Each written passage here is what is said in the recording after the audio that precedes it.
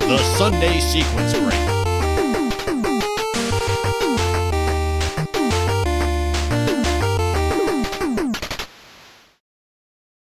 Hi, everybody. What? It is Sunday, January 25th, 2015, the first episode of TSSB in the year 2015. The future. Stop 2015. lying to the people. Doesn't it sound like 2015 is the future? Like we got flying cars and things? Hoverboards, That's what Back to etc.? the Future 2 told us. Right. Oh, And boy, did you finish your space geometry? Yeah, that doesn't quite fit. Maybe because I'm not George Jetson, but I'm not sure. Yes, it does feel like the future. It sounds like the future to me. It's now. Oh, it's gonna sound like the future even more when Skype crashes. And everybody's chopping Robots.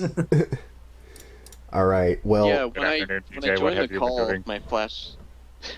When I joined the call, my flash crashed. I don't know if that. it's yeah. PJ related. Yeah, Had to you can reload call it and that. Yeah. I was just going to say that, but You can either blame PJ or you can blame Zallard. I'm not sure. Zallard, did you wish I don't know Skype whose good luck fault. started connecting? No. Oh, I wouldn't okay. do Well, that. just make sure. Cool. Well, who all do we have here today? We've got myself. Hi, I'm Fiesel. We've got PJ. Hi, I'm Fiesel. He's also Fiesel. We've got the great Gilder Fees. Hi, I'm... Whoa, you've already beat me to the joke, you Too jerk. late. But I'm still Fiesel. Oh. We had a Duck Fist. I don't see him at the moment, but I bet he'll turn up. I'm sure he'll drop in at some point. We've got a bunch of excellent guests. We've got Breakdown. Hello, I'm Fiesel. Hey, also Fiesel. Well, that's good. Plenty of room for us. We've got InfestedRiche. Hello, InfestedRiche here. Hi. Oh, we have an actual guest. An Wow. actual I know, guest. it's not Wait, Fiesel, what? it's doing an What's impression. Breakdown and Fiesel? Oh, that's true. He's Can't wait to hear Fiesel. Fiesel's Skybilz impression. This Yeah. is going to be good. oh god, no, please. Right. And we've got Don't do that. Skybilz as well. Hello, I'm Fiesel. Hi guys. Oh, I'm sorry. No. You should be. No. Hey guys, I'm Skybilz. What's up? There you go. Cool. And representing the end of the alphabet, we have Zallard. Hey, what's up? All right. Nice. Well, that's a good collection of guests. I was hoping we could just invite literally every person in the world to be on the episode tonight, but that didn't work out for some reason. All right, I everybody. saw the send- Twitter announcement. Right, yeah. Open TSSB. Hold on. Skype, add contact, just blank search, Internet. Control A. Star, dot star.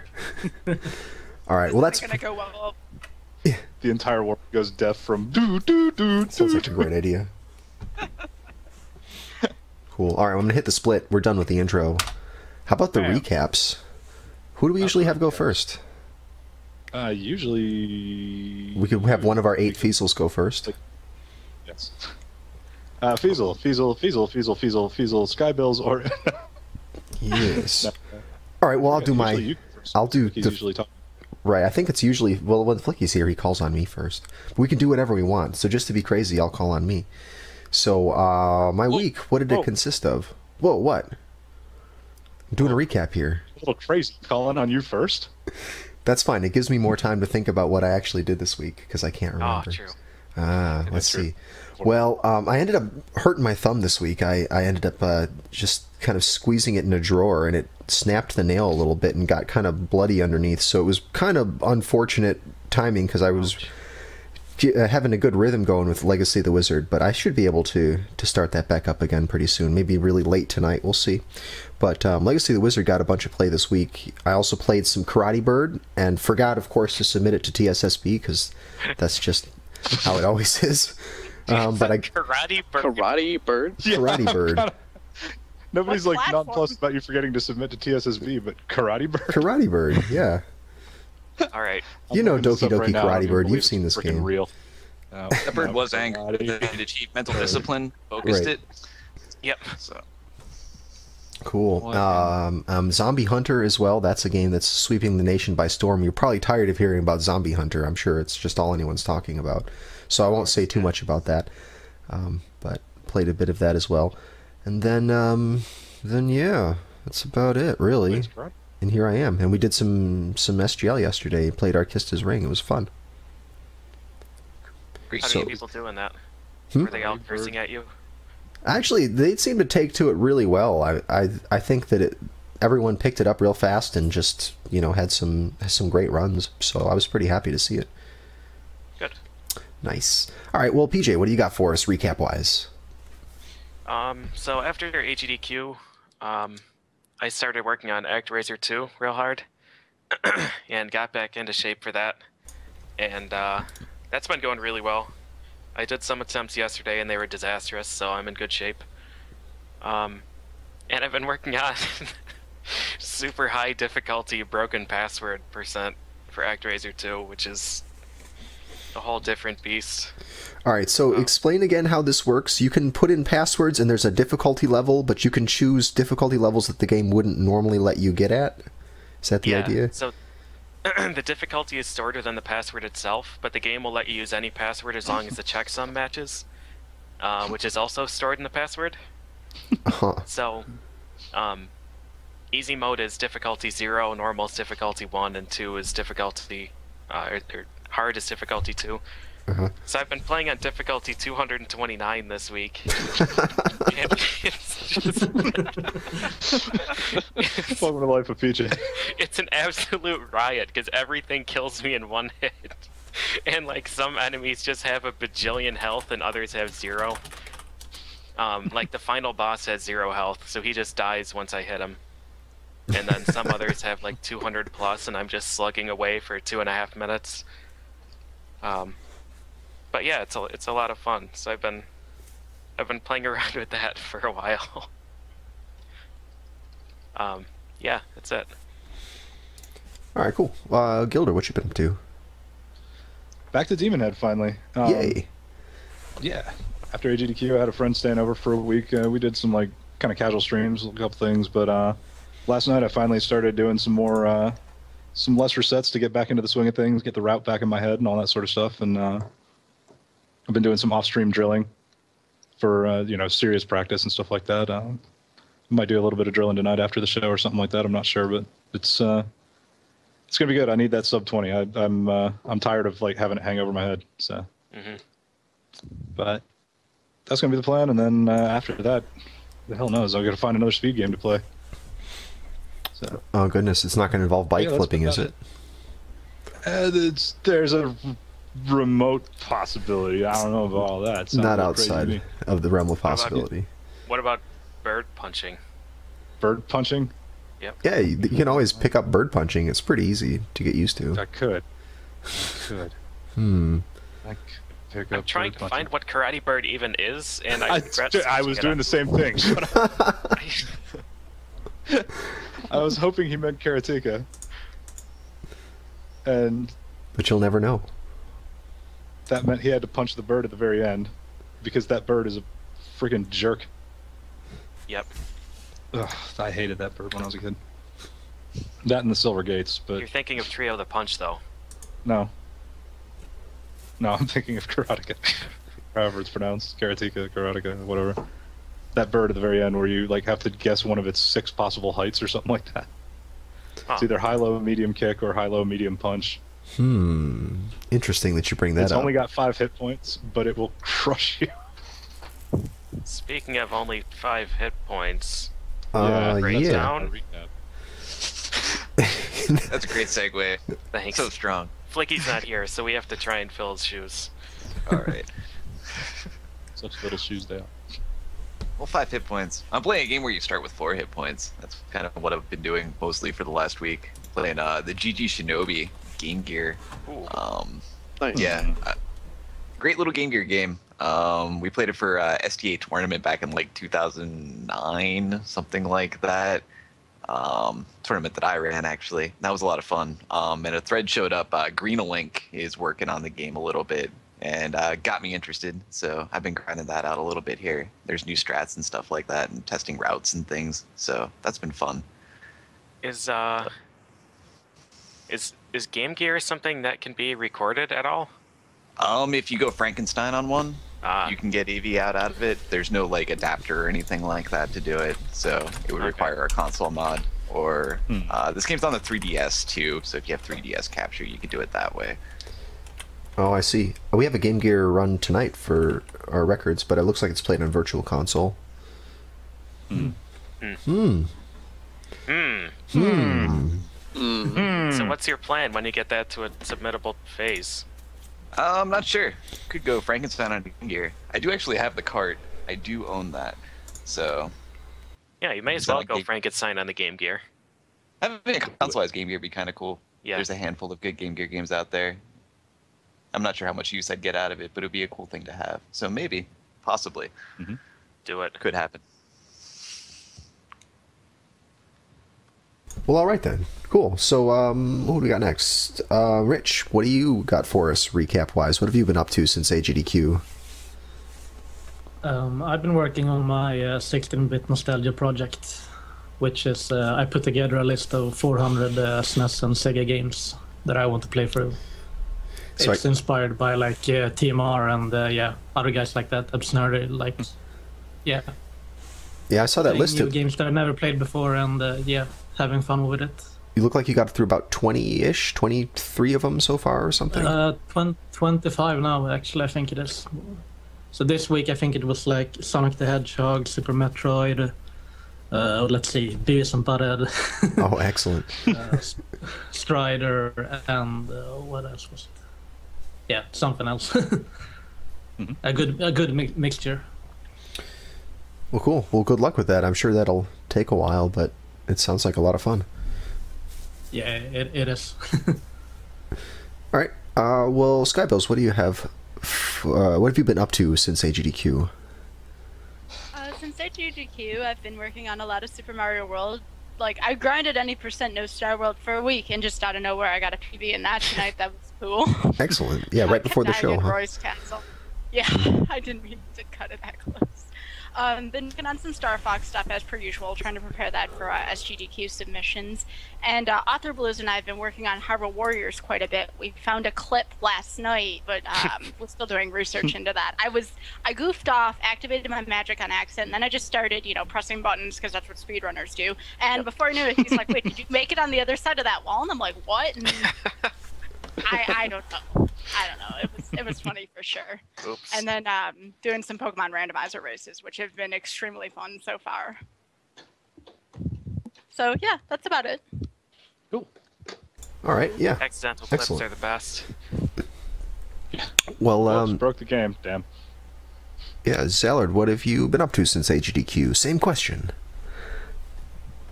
So, I've been doing just like casual like Contra PB attempts, because I don't know. I've been promising like DK28 for a long time that I'd get 1030 one day, like sub 1030. And what was it? Actually, just last night, I finally got it. I got a 1029, which was pretty nice. Oh, neat. And it was thanks. And it was basically to take a break from like Punch Out, because I've been playing way too much Punch Out of every variety possible. Right. Yeah, you take a break from Punch Out with yeah. more Punch Out, it seems like. Yeah. Yeah, so that kind of ended abruptly the other night, because I was talking to McHazard about how to do like the MTPO soda strat, which is like impossible basically. I tried so hard to learn it, but it just wasn't happening. But then then I sent McHazard a bunch of just like footage of like me getting it from a safe state, but not from like the start of the phase. Like, cause you have to do this weird thing where you freeze Soda and then punch him really fast. But if Soda sees that you're pressing any buttons other than down, then he uppercuts you in the face. Huh. So you have to do it real fast and real specifically. But McHazard said, like, oh, I see your problem. You're assuming that he's gonna... You're just reacting to what he does. You have to assume you get the correct pattern every time, which is... the odds of it are 1 in 150. Not good. Not good. But, so I was starting to land them once I, realized that, and I was like, okay, I guess I'll do attempts. So... I did Soda attempts last night, and on attempt 8, I got the fight. No problem. No problem. Every other attempt before that, I couldn't even punch him. But then attempt 8, it all just happened. Well, the first 7 attempts were setting up for the big punch. Yes, yeah. You wanted him to realize that you can't punch him, and then he gives. And you then the that's when he ultimate drops. That's when he dropped the guard. Yep. And then just punched right through it. It doesn't beat Matt Turk's time, but it's a PB by like over 2 seconds in an IL. Where like every other IL, it's like a battle for frames. This is like 2 seconds. What was Matt Turk doing before that had such a good time then? I'm not exactly sure. I think he said to Sinister he did like the task gutters, which are like almost impossible. Like, I was able to console verify it, but I can land it like 1 out of 100 tries. And also, you'd have to get, like, the luck would skyrocket. It would be like 1 in 1,000 or something, if I even implemented 1. And you need to implement 3. Good. So it's not, no. Easy. Can't do it. I'm not sure. I was expecting that to take longer, and now I'm done with that, I think. So yeah. Awesome. All right. Yeah. Nice. Well, let me hit the recap split, and let's get right into this because we have a lot to go through. I got everyone right. I didn't leave anybody out of the recap, did we? Okay. Nope. No, I think you got everybody. You forgot me. No, damn it, no. All right. So AGDQ, do you guys remember this thing that happened to us? What? Huh? No. I thought that was just a crazy dream. It was seems like it, huh? basically Yeah. it was a crazy dream. I Well- sleptwalked through a lot of it because I did a lot of hosting, like in the graveyard shift. Yeah, Wow. that happens. I think I got a grand total of like 10 hours of sleep the first 3 or 4 days. Sounds about right. Yeah, exactly. Yeah, I found that I enjoyed being awake so much that I would fall asleep, and then like 3 or 4 hours later I would get up and I'd just be like, wow, lots of exciting things happening, and I just couldn't fall back asleep again. So I ended up getting so little sleep despite the fact I really tried. Yep. And then like you'd crash in the middle of a run that you've been like staying up for 10 hours to watch. Right, I'd start getting like tiny little bits of sleep, like I would nod off here and there, and I'd be like, no, just let me make it through this one run. Yeah. Yeah, like the schedule was just like everything I wanted to watch was super spread out to where it's like almost impossible to sleep. Every time I tried to sleep, it would be like, just a couple hours.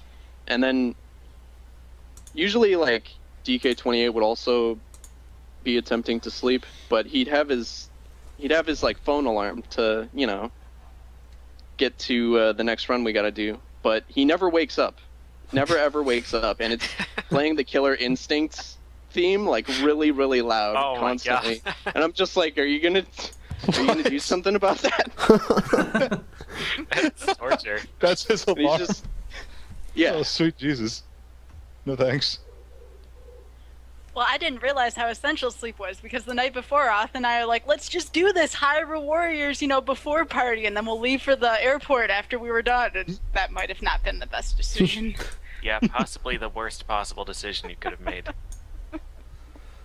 I had Mecha Richter over beforehand, which was actually the worst possible decision.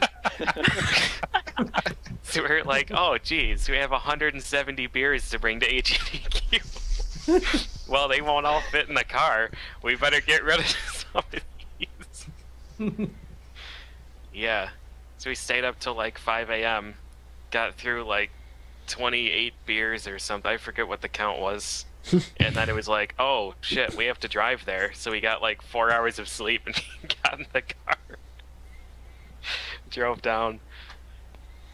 Not recommended, by the way. Have to nail that hangover skip. Yep. All right. Well, I'm just going to play some random videos, but if you guys have anything that you want to see in particular, just let me know and I'll jump to it. You know, it's sort of up to you what you want to talk about. So how did you, well, maybe I should go around and just ask, how did your own runs go? If you want to just tell me about your own personal experience running these games. Let's see. You gotta call in us. I gotta pick somebody. No one's just gonna volunteer. No. All right. I'm gonna call on Rich because I actually didn't get to see his race, and I was upset about that. But I'd like to know how it ended. Well, you should be. It was an amazing race.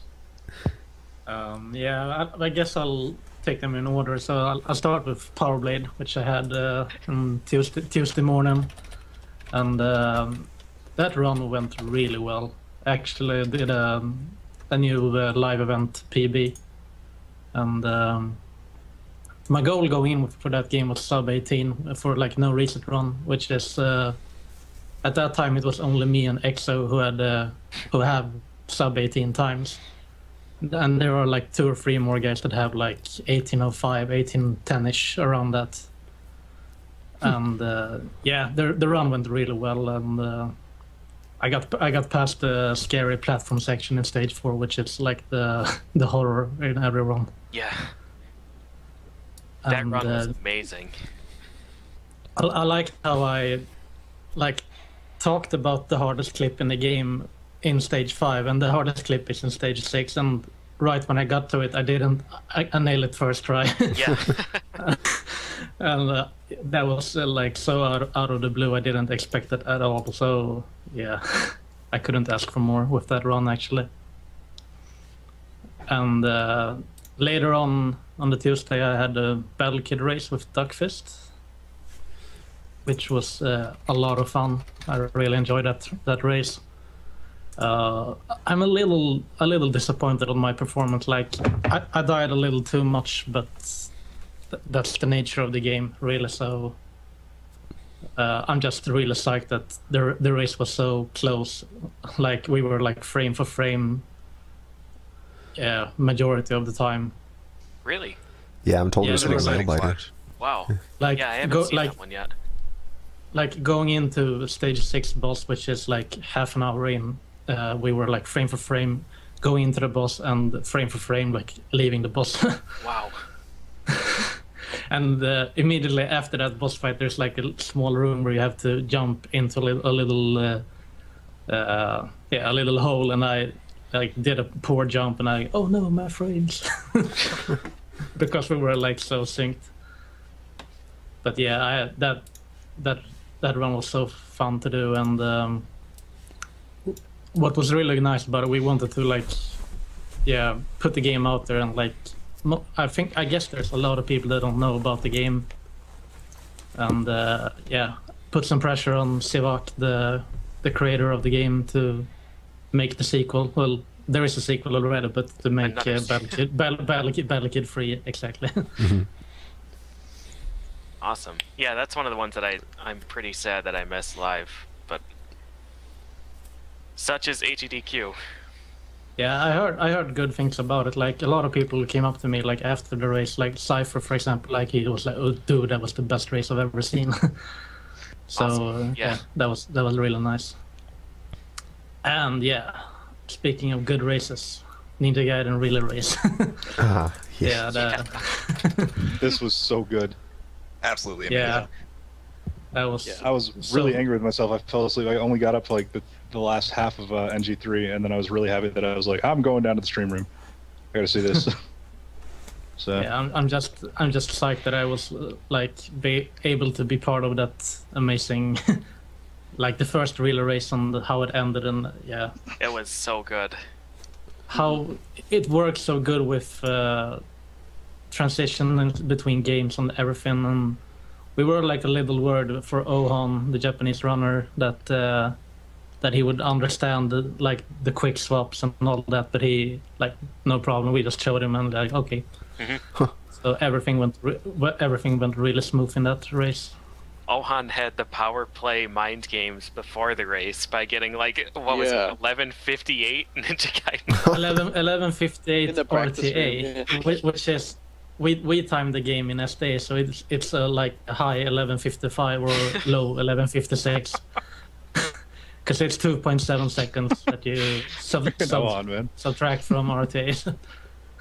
It was like half an hour before the race too. Dexter's there watching, and Ohan gets a time that only 2 people have ever gotten a time faster than.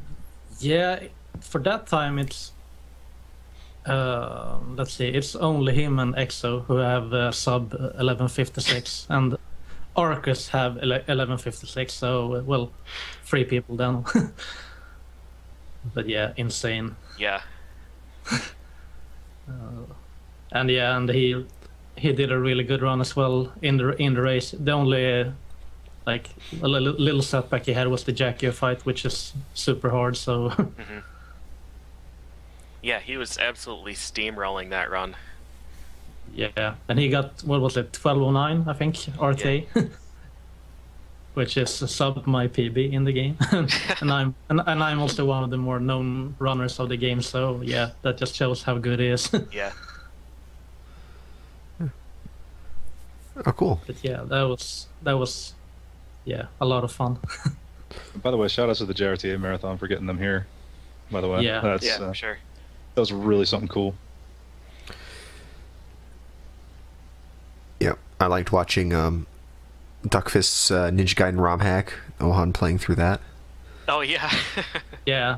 It's just like, That was great. if you haven't seen it, it's just unfairly hard. It'll just be stuff that doesn't even make sense, and it's like, how is it even possible to get through this? And you know, just very challenging stuff. And you know, it took him, you know, not too long. He did it all in one sitting, and it was just really amazing to see him like just gradually catching on to like the completely unfair level design that was happening. Yep. Or as Ohan calls it, practice mode. Right, that was just practice mode, right? Yeah. Nice. All right, well, Zallard, about the runs you were involved with? So I did 2 runs, Arcade Splatterhouse and Wii Punch Out. Arcade Splatterhouse was it was all right. I died in stage 2, unfortunately, and it's just because if you make one very slight mistake in the first room, then the game lags out super hard and it drops all of your inputs. So you're basically like standing there, and Wow, I think I jumped can't right do to the too spot much where you about it. died. Yep.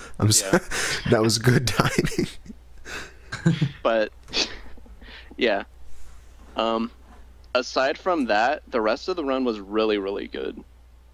The luck was terrible, just because like every like luck-based thing that happened that could have cost me like HP pretty much happened. But Wow. I beat the last 3 stages with like 1 or 2 health. And the last 3 stages are like the most random and most difficult. And for most of each of them, I took 0 damage. Jeez. So, like either 0 or 1, depending. Sometimes, like I remember the last boss did like an unblockable setup in one of the later cycles where he swiped at me, and then I had to jump away from it, and then one of the random rocks hit me while I was in midair. And I also did the really difficult Jennifer fight. Actually, you're on it right now, Fiesel. You're on the room right before that. And basically, it's kind of similar to like ActRaiser 2, where you're like in the enemy hitbox for the entire fight, and if you make one mistake, you're dead. Yeah, sounds And about right. yeah, It's perfect for a marathon run. if yeah, exactly. And I mean, I had to do it because it's like it saves like 20 seconds or something if I do it right, and I have 1 HP, so. And I pulled it off. It's really tough. I had trouble with it in practice a lot, but I started to get Look it. at that. Excellent. You just got it. Thanks. Mhm. Yeah. I remember watching you practice that fight, so I'm pretty aware of when it goes wrong. Yeah. Yeah, it can go super wrong. Yeah. And then like like the next stage is like the most random one in the game with completely random patterns. And then right after that, it's the final boss with a lot of really random patterns. I'm surprised I didn't die. I should have probably suicided, but I didn't. To like save time, but turned out better that way. All right. And you also did Punch Out? We Punch Out. Yeah, the Wii version of Punch Out, which was pretty tough to practice for that one. It's the longest Punch Out game by far. It's at least for the AGDQ run, it's 27 fights. You know, like, and compare that to like MTPO, which is 14, so it's almost like double. Yeah. The amount of fights that you need to do pretty much flawlessly. The run was pretty cool, I think. Most of everything went as well as I'd want it. I think the only like real bad slip up was Aaron Ryan 2, but I was intentionally playing it blind with some of the camera glitches that I found. Which I had to show off because they're just too cool. And Ball Bowl, the one that you're actually on, shows the first one, which is pretty great. Which is a Street Fighter mode. Where, like, if you do a star punch while you're dodging, while the camera's zooming in, then the game really doesn't know where to put the camera. It's because when you do a star punch, it shifts the camera around a little bit. So when the camera's already shifting, then it's just like, I guess I'm over here now. Yeah. Oh, look at that. That's really silly. It is Street Fighter mode. Yeah. Yep. Cool. Had you done this Punch Out at GDQ before? No, I haven't. I mean, I've only been to 2 GDQs. Last year with Blindfolded Super Punch Out, and then this year with this. As far as like Punch Out GDQ runs that I've done. Oh, okay. Huh. So, Street Fighter. Street Fighter mode is good. I was there for this run. I still didn't remember that. That's the best part about watching the GDQ runs live with like no sleep, because you don't remember any of it. Yeah. Yeah, and then I think one of like my favorite parts of this this run that I did was Title Defense Ball Bowl, which is like the refight of him.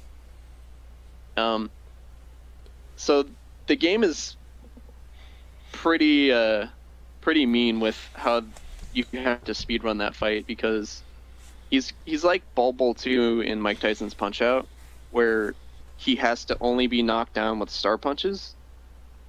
But to get star punches in that fight, in this game, you have to do frame perfect punches. So if you want to like beat him fast, you have to get tons and tons of frame perfect punches. And depending on how many you get, then it changes how the fight plays out. Because, you know, you might have to adjust to how many stars you're able to use. And I think I missed 1 out of like 8. Wow. Which is, yeah. Yeah, and they feel like a lot harder to do than the Mike Tyson ones for the most part. Like, I feel like they're sort of similar to like the ones in Phase 3, if you're familiar with them. Like, they're easily the hardest ones to do. And it's the reason why like 210 Tyson was really hard to get. Because those are just like the hardest to time. The cues are not very intuitive, and it's kind of likewise with with this fight.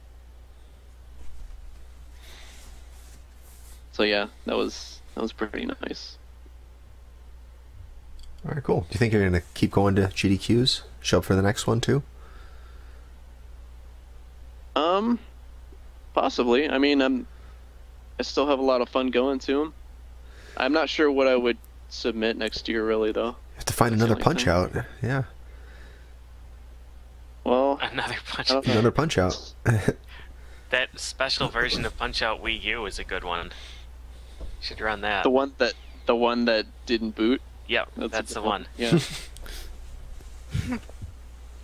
Loading screen the game. You don't even get to the loading screen. You boot it up. You try to, and then it's blank. It's just a black screen for 2 minutes and 30 seconds, and then the Wii menu pops up again, like you're done. You win. That was the game. Estimate 2 minutes Yeah. 40 seconds. Yep. Okay, cool. Well, let's move on. Skybilz, how about your run? I actually didn't get any of my runs into AGDQ Oh, this I thought year, but but you did some commentary at least. yeah, I did 2 shifts of hosting and some commentary, and actually, I'm sure a lot of people remember this who watched the Mario block. The commentary for SMB3 was really intense. Mitch had a really good run, and then on top of that, he had a completed wrong warp, which none of us saw coming based on his current setup. That's why you got the response that you got. 'Cause Yeah. we're all like, he's not gonna get this, you know. It's gonna be one of those with like the bar at the bottom of the screen moved up, and that would be it, you know. But All right, I'm going to show no, I that. absolutely. Yeah. Oh yeah, go ahead. Yeah, go for it. So My God. as for Mitch's run itself, it was really good. The only thing that really put a quote-unquote damper on it was the fact that he got 2 hands, and they were 2 of the longest hands at the end of his warpless run. So that was a little, we weren't too happy to see that. but here comes Mitch's setup here. And it looked okay at first. I'll let you know which turtle shell looked a little shady to me, at least. You know, we're all kind of sitting there. We're like, okay, this looks all right. That shell right there, it looked a little off to me. I can't explain how. And then the next part of the setup, which is going into the red pipe, that he got that on like first try, and I couldn't believe that alone, because I tried to do that part myself for fun, and it's not as easy as Mitch just made it look. So, you know, the reaction from the crowd was really funny here, is seeing like all these weird, you know, things going by, pipes and coins and stuff, Yeah. and I'm sitting there going, here comes the awe response, you know, like that's what I was kind of half expecting. And then there it was, and we couldn't believe it. I was just sitting there just beyond awe at what Mitch had just done. And there goes Frankie hugging Mitch. Oh, Frankie Frameskiff. But I couldn't believe what I had just saw. I mean, the only bad thing about that whole experience is Mitch just ran warpless almost flawlessly for over an hour. Yeah. But then all of a sudden, here's this 3 minute, 30-second run, and this is the one that everyone remembers because it was SMB3 done in 3 minutes and 30 seconds. And Yeah. runners do that wrong warp category, and they do it for weeks, and they can't get it to work, and they can't get it to work. Mitch had 1 shot, and he got it. So, I mean, it doesn't get any more hype than that, to be completely honest. And even though I didn't get a chance to run, it was really awesome being there, supporting, you know, the Prevent Cancer Foundation, hosting and helping out, giving some commentary on these runs. It was really a valuable experience for me. So in the future, if I have my own run, I can kind of add some words to it myself, and I kind of know what I'm supposed to talk about. You know, maybe clearing up the jargon for speedrunners and non-speedrunners alike. So looking forward to it in the future. I'm going to be submitting Star Fox, SMW race, and maybe Hyrule Warriors and a couple other things I've been working on in the future. So I look forward to maybe possibly running something at a GDQ in the future. Nice. Awesome. Definitely. I owe you some thanks as well. The day I was supposed to read donations, like my voice was destroyed by a cold, and you stepped up like immediately to take over for me. So that was awesome of you. Yeah, you did an awesome job hosting for Snake Rattle and Roll too. Mm-hmm. Oh, that was so much fun watching the 2 of you, because I know how co-op runs are with me and Authorless, and I saw a lot of the same cues there. So I got a big kick out of being there for you guys. And I'll let you guys know something. Our donation tracker was down for the majority of, especially Snake, Rattle, and Roll. So I'm like, well, what do I do? So I just started asking questions that would kind of inform, speedrunners of the game and non-speedrunners what was actually going on. So that's kind of what I was doing. Yeah, that definitely helped. I remember that from when you hosted for me and at Powerblade as well, and I was like, oh, you can go ahead and read donations now. And like, oh shit, we don't have donations. Yeah. Like, what's going on there? Do that, Rich. I talked to Doctor later on, that I was so surprised, like, no donations. What the hell is going on? And he said, like, yeah, this got to be a first timer for GDQs. My run didn't get any money. No, version, and there were actually plenty once the tracker went back up, so you can rest assured. There were a lot of hype for Powerblade, so no worries, man. Yeah. Cool. Any other runs in particular you want to talk about? Well, I'm trying to think. Big John's run was really good. I sat in on that. Even when he made a minor mistake, he was able to play his mistakes off and keep going, which is really difficult to do in Super Mario The Lost Levels, because anybody who's played that before, I don't want to call it Kaizo. Kaizo's used too often, but it is just such a difficult version of the original SMB.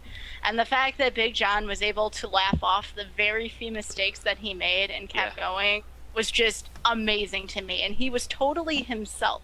The character was just there. A lot of people running stuff there. I want to say that was his first GDQ. I'm not completely sure. But it had to be one of his first at least. And I was just really impressed. He was able to keep tempo. He was able to talk to people. He explained. He entertained. I really think that if someone wants to watch how to commentate and run something, that this is a really good example of that. It's to just watch Big John and his character, because it was wonderful. Definitely. His attitude during that run was really good. Yeah. Yeah, I mean, it's so easy to crumble under pressure. I know I get frustrated if I die at, critical times. There's no real midway points on these stages. It's just you have to complete each and every level on its own. And if you die, that's a big setback, especially at a GDQ where you're supposed to finish within the estimate. And not Big John, man. He just kept going. Really, really happy for him. Yeah, same. Yeah, the showman aspect of that run was done very, very well. He played really well too, but he put on a good show while he was doing it. Yeah, fully agree with that. Yeah, definitely. And then one final run I'd like to draw some attention to is JC583 and TMR's Battletoads run, because this was the first ever time. I mean, anybody who was there at AGDQ, that's all JC and TMR did, in a nutshell. You'd go in the practice room, and the two of them would be there just the whole time. People would try talking to them, and they would just keep playing. I wondered when the two started eating, to be honest, or sleeping. Yeah. Yeah, there's some pretty intense attempts. Yeah. Yeah, they probably did 50 hours of attempts. It was something like that, easily. I remember that was like one of the first things I did when I got to AGDQ. It was Jesse and I went to the practice room to check things out, and it was like, oh, there's TMR and JC, and they were like just doing attempts non-stop. Yeah. And every time I'd go to the practice room, they were on that same TV. It was just like, do y'all sleep? I know you have a run. You got to go do that at least, right? Right, and TMR was also doing Contra also. No, sorry, go on. Go ahead. Yeah. When I was doing like Punch-Out practice, they were doing attempts pretty much non-stop while I was there. They got one run while I was there that was really good, and they were really happy with it. But the DVD recorder didn't record it for some reason.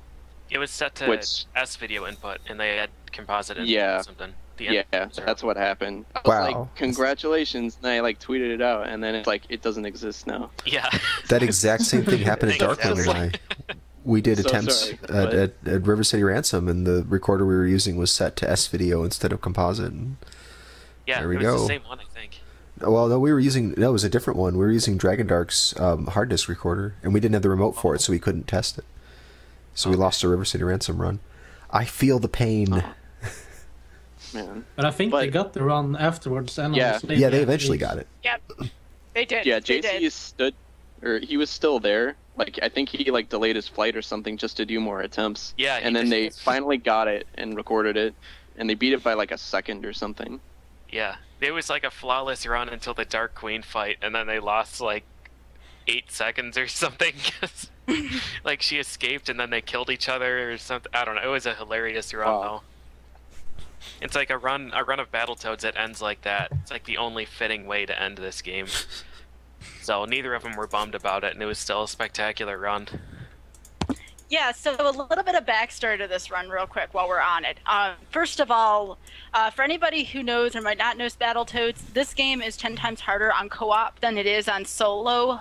There's a lot of ways in which one player's movement impacts the other, so on and so forth. This was TMR and JC's first ever time playing it co-op. Ever. Because I believe wasn't it a donation incentive or something like that? No, that was the warp list. That's what it was. They had to play through the whole game without even warps in it, and it was the first time they'd ever done it together. So there was that going on. The co-op, like most of it's auto-scrollers. I beat this game for the first time co-op. And then after that I beat it single player. And what was your take on it after doing both?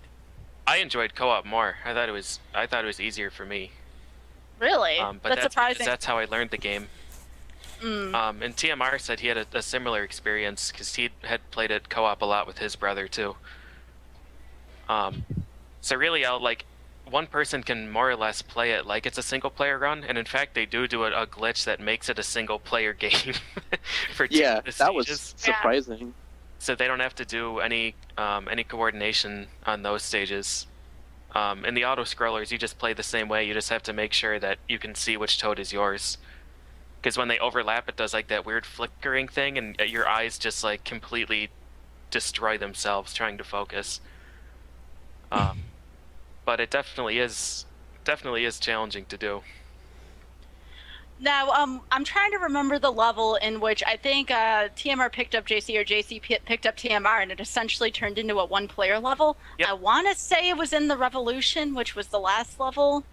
I think there might have been a little bit of it inside Intruder Excluder, but I remember specifically the Revolution because both of them struggled with that level quite a bit, and it was hilarious because I remember seeing one pick. It might have been. Is that a glitch where one frog can pick up the other frog?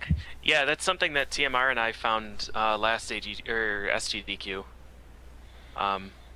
Yeah, you just trick the game into realizing that the other toad doesn't exist or something.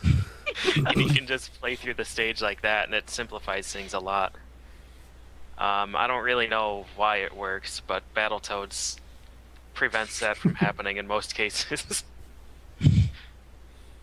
But yeah, they did it in Intruder Excluder and the Revolution. It's really handy. And then I think one other spot that was probably tricky for them is at the beginning of Terratubes, which is stage 9. I believe they both had to jump at the exact same time to avoid the first section of the stage. Yeah, so for that glitch, you hold the A button and it buffers a jump. Like normally you can't jump in the air, but if you hold A, the game will let you do it no matter where you are. So they're both able to buffer it, but their setup for getting down through there is really, really tough. Like they jump over the wall and then like don't enter the out-of-bounds water area early. So getting over the wall is always going to be synchronized, but like the descent can go really, really poorly if one of them enters the out-of-bounds area. That's a really tricky area in general because the second player has a lot of issues with lag, and he'll just like fall through floors or go through the ceiling and then never come back. That stage.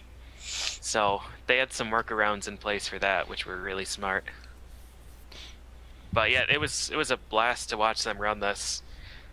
Their run at like their marathon run was really, really good. They died a bunch in like the most random parts in the game, so I can't fault them for that at all. Like the parts where it mattered, the parts where it was under their control, they just clobbered it. I really enjoyed this run. This is one of the runs I was hosting during, so it was really hard to not laugh at their things they had going on. Yeah. But yeah, for anyone who even has more interest in just really difficult speed runs, I highly recommend going this into. It's worth. Yeah, it's worth it for sure. Definitely agree. Okay, so that's about it for like my highlights and everything that I recognized during this. But yeah. Okay, cool. Well, Breakdown, what do you want to bring to our attention here? I guess we're talking about our own runs. Yes, talk about your own runs first, of course. I feel mine went pretty well. Started out with Rystar. That was the one I was worried about going in. There's a whole lot of random and precise tricks in that game, and hit it pretty well. Cut the 30, which was definitely the goal going in. Like if I got a sub 30 time, I couldn't be too unhappy. Hit the hardest tricks. Well, 2 out of 3 of the hardest tricks first try, and the other one didn't struggle with too much. And decent luck throughout it. Beat my I hadn't done that in a marathon since like classic games done quick. And I think I beat my time from that by like 2 minutes. Wow.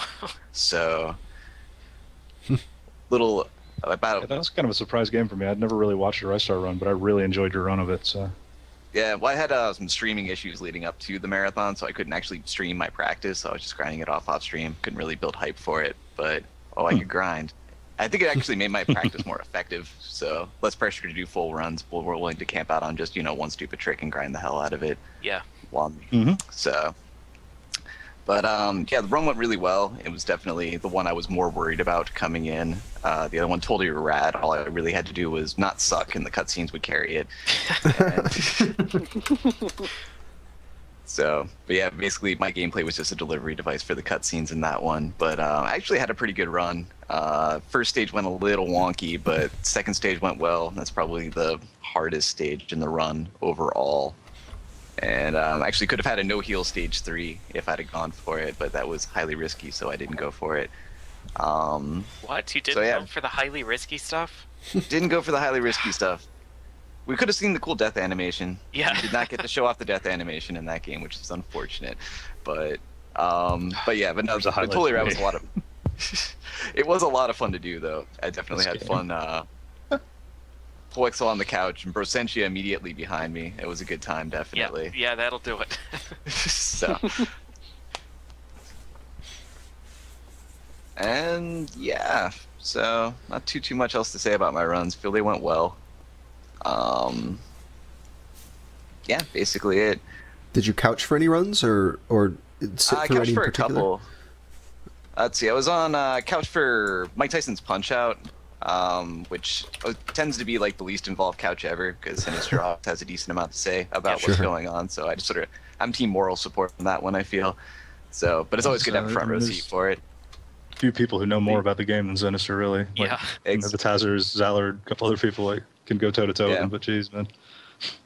You got to throw a Star Punch, though. I did. That's true. We all did get to throw a Star Punch. Yep. With the assist. Couldn't have done it without us. So. Exactly. Definitely not. Yeah. But apparently it's tradition that I'm on the couch for Mike Tyson's Punch Out. Because like AGDQ 2011, I was the only person in attendance that sort of knew what was going on in the game, so I did couch for Sinister there. And now it's to the point where there's definitely people far, far more qualified than me to couch Mike Tyson's Punch Out, but I still get a spot. Grandfather then. History. Exactly. Gotta use that staff badge. Indeed, wave it around. I have the power. Yep. Just walking around with the hole punch. Are you sure there's not more room on this couch? Yeah, hey, think real hard about where you want to sit. Cool. But let's see. Other couch moments. I wasn't on the couch for it, but I was immediately behind the couch for Legend of Zelda. I feel kind of bad for Darkwing. Mm-hmm. Yeah. And it's like he was going. Everything was going so well for him, and then level 9 decided to be level 9. but level 9 was so rude in that run. Yeah. But he was making a big deal about how up to that run that I actually had the marathon record for first quest, because every time he's run it in the past, it's always been like 3-part or something ridiculous where he wouldn't beat like at like a high 37 or something like that in like 2013 or something like that. That's like a very outclassed time at this point with screen wrapping and all that good stuff. And so like he shouted that out specifically before the run, and then with the mishaps that happened to him, most of which weren't even his fault, he got up 38 something. So Right. He always has these cursed Zelda runs, unfortunately. Yeah. Oh, I wanted to say one thing about this Zelda run while we were here. if you go to the way end, there's a point where, and I talked to Lack Attack about this, Ganon hits him and takes him down to a half a heart. We're all trying to tell him, don't run into the flame in front of Zelda. And he's like, I didn't even realize I was one hit from that. So I think don't know. Darkwing actually I think Darkwing shouted that out for him too, like after the weekend. That was like a moment of tension, definitely. I was like, oh no, no, no, no. Yeah. If I remember right, Darkwing said, "Run into the flame." So, Right. Yeah, that sounds like Darkwing. Yeah. Oh, Yeah, goodness. no, but up until the let's see, Darkwing had a really good run up to level 9, and I think after level 3, Lack Attack had a really good run. So you put them together, very solid performance. I think my handler got Lack Attack once, if memory serves. But my handler is just the most random jerk of a boss you will ever encounter in a video game. Ranks up there at least. If it was up to me, I would love to see a repeat race, but for mission 2. I think that would be really awesome in the future. Yep. Second quest, pretty cool. Yeah. Oh, here it is right there. Look at Lack's health. Oh my god, that. Yeah. All right. So what else do you When he guys? told me, he's like, Oh, sorry. Go on. no, sorry, it's okay. No, the last thing, I was still astonished by the fact he didn't know he was down that low in health. Like, that's all. Yeah. Just so focused, you didn't hear the beeping. Isn't there beeping? I mean, I guess you just didn't hear yeah. it. That's why Star Tropics makes it as annoying as possible. Right. You can't No way to possibly ignore ignore it. Yeah. Beep refreshes every time you jump or swing or turn or. The thing, I still get annoyed by that. Like when I go back to play something like a classic Zelda, and the beep beep beep. I'm just, oh, you son of a gun. I never thought of it from like, oh, well, what if I'm about to finish a speedrun and Yeah. might be useful information for once. Such as drives me crazy though. I'm glad games have gotten past that. So PJ, you had a battle block run, you and Mecha, and you actually had developer commentary during it. And I thought that you guys, one of my observations was, I heard a lot of people also echo the same sentiment. They thought that you guys and the developers just had a pretty good rapport with each other. Just was really pleasant hearing you guys with your back and forth, and hearing their reactions to the things you were doing and some of the stuff they hadn't intended. Yeah, that was a definite surprise for sure, because we had never even talked to them. Like all the correspondence was handled by like the GDQ staff, so I didn't tell them about the run. I didn't coordinate anything with the developers at all beforehand. So I had no idea what their reactions might be. I had a feeling that Stamper would be pretty okay with whatever is going on because he's Stamper. But yeah, they were really engaged with the run. They were actually watching it instead of like reading fan mail or something. They were asking good questions. They actually remembered the names of some of the tricks, and we mostly don't even remember those. We just spit out something when we do it, and then that's it. Right. I like how they're amused with the names that you gave some of the enemies. Yes, that was fantastic. Do you call him a washboard? Stamper's anger at the horses versus the pigs. Oh, that anger was so real. They look very much like Godly. pigs, I gotta say. Yeah. I always thought they were pigs. I'm not even kidding. That's not even from like PJ and Mecha's influence. They look like freaking pigs. Yeah. Yeah, it was great. It was really a lot of fun talking with them, and I was a bit nervous going in because I didn't know how they'd react to the terrible things that we did to the late game stages. But I really like the solution to this puzzle. But like by the third stage, Dan Paladin, the co-founder of the Behemoth, was like, "Oh, hey, this is really cool. It's not even like, or it's just like creative use of the intended mechanics of these weapons." I'm like, "Oh, this is going to be a good run." He understands. So yeah, they were totally into it. They really liked the things that we were doing, and it was awesome. It was exhausting. Like probably the most tired I've ever been after doing anything. Yeah, well, that's a long run to, especially carrying on conversation at that level through the whole thing. Right. Yeah. Trying to keep the commentary somewhat accessible to people who aren't familiar with the game and trying to talk to them and listen to what they're saying and trying to remember the routes and communicate with Mecha still. it was rough, but it was did like Sniper putting the pressure on you guys though. You know, you got 15 minutes to complete this game. Yeah. 23 minutes left. PJ, if I may ask, what was your favorite part about this run?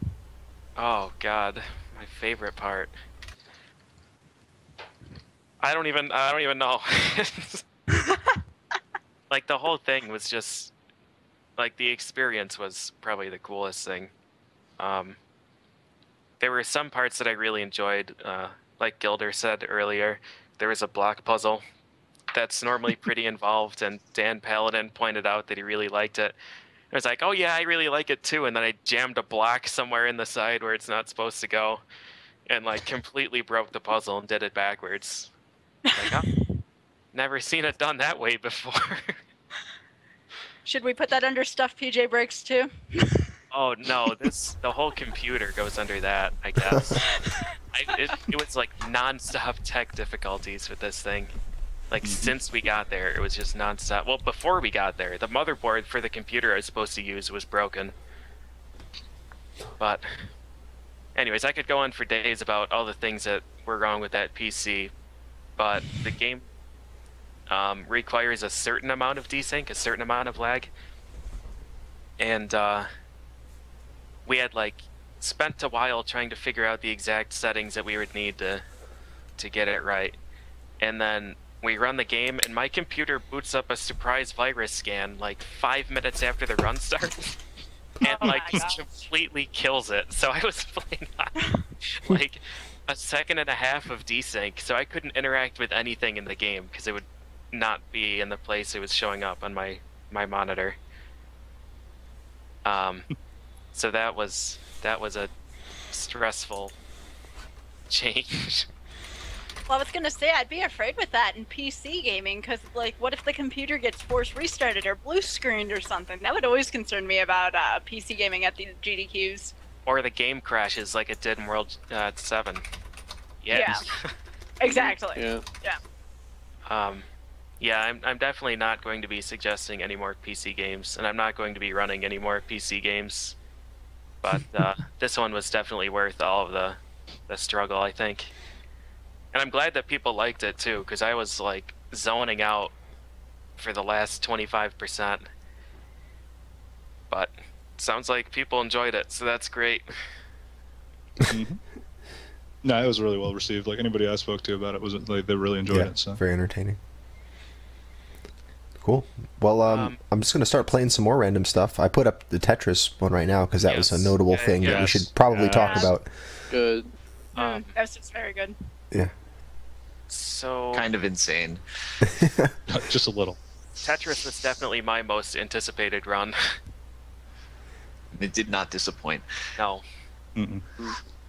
Right. No, I was. Well, Yeah. Go ahead. No, I was gonna say during this segment I was actually doing donation station. I was editing donations, so I had front row seats to like what their hands were actually doing. And Angel, the photographer, was actually right next to me, just trying to get so many pictures of them. And I don't know how every single one of these guys doesn't have carpal tunnel by this point, because I can't even move my fingers that fast if I tried. Right, it was crazy. I was watching Kevin DDR practice in the practice room, and it was just like twitching and hitting buttons at like a rate that I couldn't even tell. It would have looked like someone who's faking playing a game. You know, like when you see in the movies and people are just like mashing random things on the keys. Yeah. And they're like, oh yeah, I'm playing a game. But that's what it looked like. And he's like chatting. He's not even looking at the screen half the time. And these pieces are just like popping all over the place and disappearing. And it's like, what is even going on? But, you know, I guess he just gets into the zone and he can do this almost indefinitely. I never got to that point with Tetris, so I was amazed to see that. Yeah, Kevin was a monster. Like, they showed up. It was originally supposed to be part of Arcade Block, but QLEX had some really bad flight issues and showed up like his flight landed like an hour and a half or something before the reschedule time, like something ridiculous. And the second supergun that they were going to use was in his carry-on.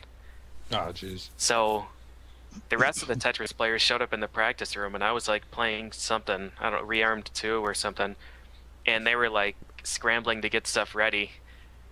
So we had to like quickly throw all of our stuff together and figure out how we could make it work. And we ended up getting one of our super guns to be able to play Grandmaster 3 after some tinkering. Like, for some reason, the test button switch was always triggered, so they couldn't actually play, so we had to, like, manually disconnect it. And then they didn't have a fourth stick for the race, so I was like, oh, you can use mine. Oh, shoot, my my stick is right-handed, so... So we had to rewire my stick for them to use it. And it was like probably a solid 45 minutes of panic before the run, but I would do it again in a heartbeat to watch it. No kidding. I'm glad it all worked out. I didn't know all that went down. That's Oh yeah, it was... like to perform like they did after that kind of stress that amazes the hell out of me. Yeah. I think Murph and I were the ones stressing. They were just like, oh, well, we don't have the stick. Well, this game runs, and they were just like playing Tetris. So I'm like, good, you guys stay relaxed and we'll make this work. Cool. Well, I'm going to put up the video for the task bot, because that's another thing that we definitely would be remiss not to mention. Yes, yes. Well, so what was your Definitely impression of that? That Anybody? was certainly something. I'm really sad Quite a that laugh Super at it. Mario World desynced. Mm-hmm. I'm really sad. Yeah, it got they ran the exploit. They programmed in Super Mario Brothers into Super Mario World, but then it desynced, unfortunately. But then they stopped. Eventually, they stopped the tasks, and they just had somebody just play it a little bit to show that it worked. But that was pretty amazing. Just the game within it, Mario within Super Mario World. Yeah. Yeah. What we're looking at here is it was a track for Mario Kart 64, and so they set up some challenge track and then got these guys to actually play through it. It's a pretty interesting concept. It was kind of neat, definitely. Yeah. I love how they tacked on like a zillion laps, basically. Yeah, the extra laps were great. Just the cheer they came up when the first one got to lap 2. Yeah. That was a cool moment in the room, definitely. It's like lap 2 hype, yes. Yeah, we were watching. I forget who was sitting next to me during that. Sorry for whoever was sitting next to me. I had sleep. But No, you didn't. someone was next to me, and we were like, wait a minute, why is he still on lap 1? They've been racing for like 5 minutes.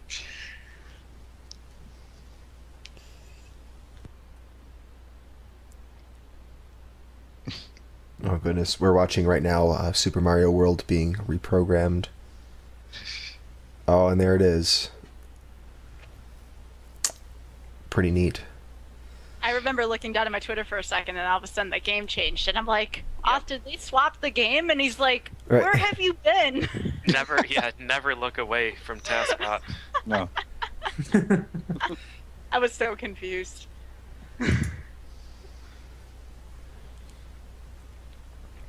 All right, I'm putting on the Pokemon right now because that was the finale of this block here. The piece de resistance. Yes. Yeah. Mm-hmm. Yeah, no, this one kind of came out of nowhere. Yeah, this one. Yeah. This This is pretty fantastic. So they had to take total control of the Super Game Boy and the Super Nintendo to do this, right? Yeah, the game and then the Super Game Boy and then the Super Nintendo. Right. And then patch it through an Ethernet cable. Yeah. It's pretty amazing. Yeah. This was just another cool moment in the room too, like during the build up to it when you just saw like, it's like, it looks kind of like Twitch chat Yeah. and then like all the Yeah, codes all the running and gibberish stuff going like on, that. yeah. And it's like, and you could definitely like feel like they were starting to lose the room. They were just starting to, and Yeah. all of it, and it's just like, oh, what the hell is it? What are they building up to? What is this? What's happening? And then all of a sudden, boom! Everyone's like, Yeah, all oh of a sudden you my see a God. Frankie Z kind of like peek through. Yeah, when the messages started coming through, and it's like, "Hi, Mom! Oh my God!" I'm famous. I'm on TV. Yep. Yeah, at first I thought that they had just like simulated Twitch chat. He's like, "Hey, look, we made a window of Twitch chat." He's like, that's Yeah, then I saw the first N-bomb hit, and I was like, no, that's the real thing. yeah, that's the real thing for sure." Oh, jeez. Yeah.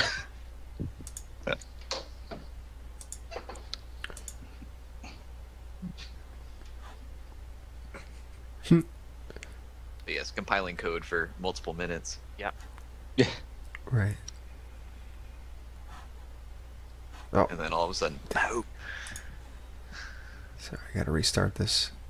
Yeah, then all of a sudden, boom, Twitch chat. Yeah. I love the little tiny emotes too, and the little Game Boy Yeah. Franker You Z, can kind of see a Franker Z Yep. and a PogChamp in there. Game Boy PogChamp. Yep. Cool. All right. Well, what else stood out to you guys? What do you remember fondly? Runner guys, blindfolded for me. That was a Ocarina big of one. Time. That was amazing. Oh yeah. That was the best thing I've ever seen, I think. Did Child Dungeons blindfolded? I'm bringing that up now.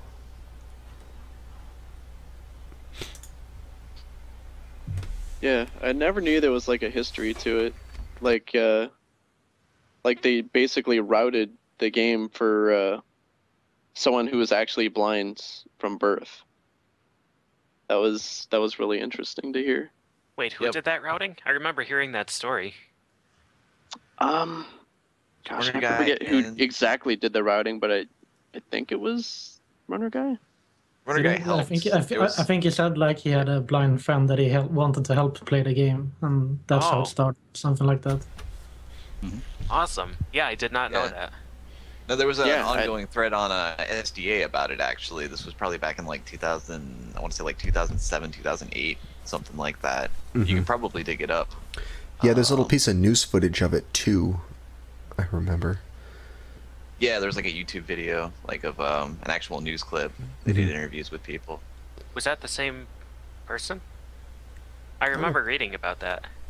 Yeah, I thought Yeah, that his was. name was Jordan, I think. Huh. That's I awesome. forget who the other like big community component, like Zelda community component, was to helping plan that out.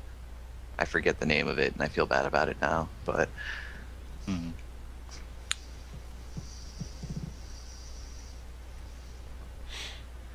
but yeah, this run was just absolutely amazing.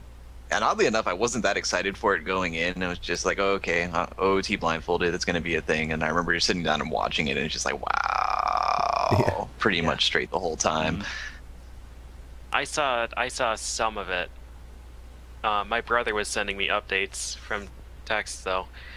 He's like, "Wait, is this guy really not able to see the screen?" Yep.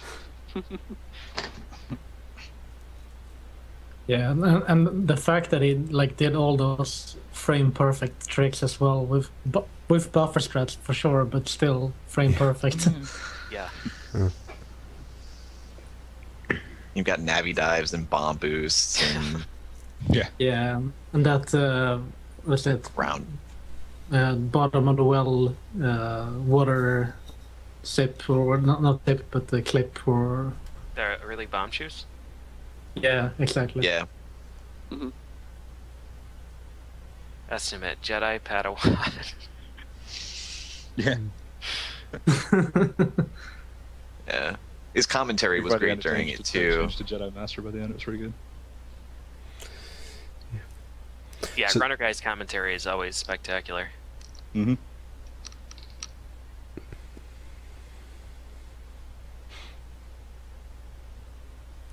And it's important for people watching this to remember that not only is he doing this game blindfolded, he's doing glitches blindfold, which some people, even without that, can't even do. Like, I can't do Mido skip, for example, even if I was looking at the screen.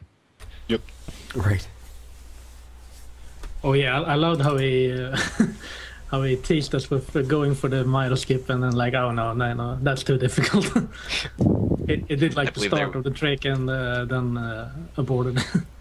I believe Cosmo told him he had the correct frame too, if memory serves. Yeah, exactly. So neat moment to be sure. Get it? Get it? Yep. So there were also a couple of big races this time around, right? There was Super Castlevania 4, and we had DKC 2? 2, yeah. 2. Yeah. Let me bring one of those up. I'll bring up Mega Castlevania Man. first. And then the Mega Mans. Oh, man. We saw a little bit of Mega that at the Man 5 beginning. race. A lot of Mega Man races. Yes. Mega Man 5 race. Ohan went ballistic on that game. Yeah. Yeah, that game had an accident. Yeah. Accident named Ohan. I don't know what it did, but I wish it had not done that. Yeah. Mega Man 5 didn't want to get up that morning, but No. Ohan kind of made it. Maybe Ohan will forget about it and he won't show up. Maybe his flight will be really delayed or something. I'll go down to the marathon. Oh God. Yeah, that race. Yeah, I was there for this race, for the Super Castlevania 4, because I've been talking to Fierce Paul a lot about it, and I had asked them, like, are you legit concerned about the zip in the race? And he's like, I'm just going to do it and try my best. We all kind of agreed to go for it. So when Paul was the only one who had gotten the zip, I just remembered the conversation, was kind of laughing on the inside. That trick's extremely difficult to pull off, and in a marathon setting, I was really impressed to see it done. Yeah, Paul had a really, really good run. His time was incredible. Yep. Hanage was bulldozing the game, and then something happened, like on the last enemy before the boss in stage 3. Yeah. Yeah, I felt bad for Joe. Like, I don't know. He seemed pretty dejected after it, but like, really good showing. Like a hell of a sportsman. Even like even having to forfeit the race, he was still like, or not forfeit. He played it through, but still even having to like take such a defeat is like. He was really, really cool about it. Shook everybody's hand and stuff like that. So, mad props to Joe. Yeah. He went for the one cycle chandelier, which is Yep. like stupid, crazy trick that No one else tried it. almost everyone's runs. Yeah, it's Paul one of did those a things where three-cycle chandelier. That should give you some idea of how hard it is. Yeah, it's like it's one of those things where you're like, it's a marathon setting. You probably shouldn't have done that, but I gotta respect your balls. Yeah. That is.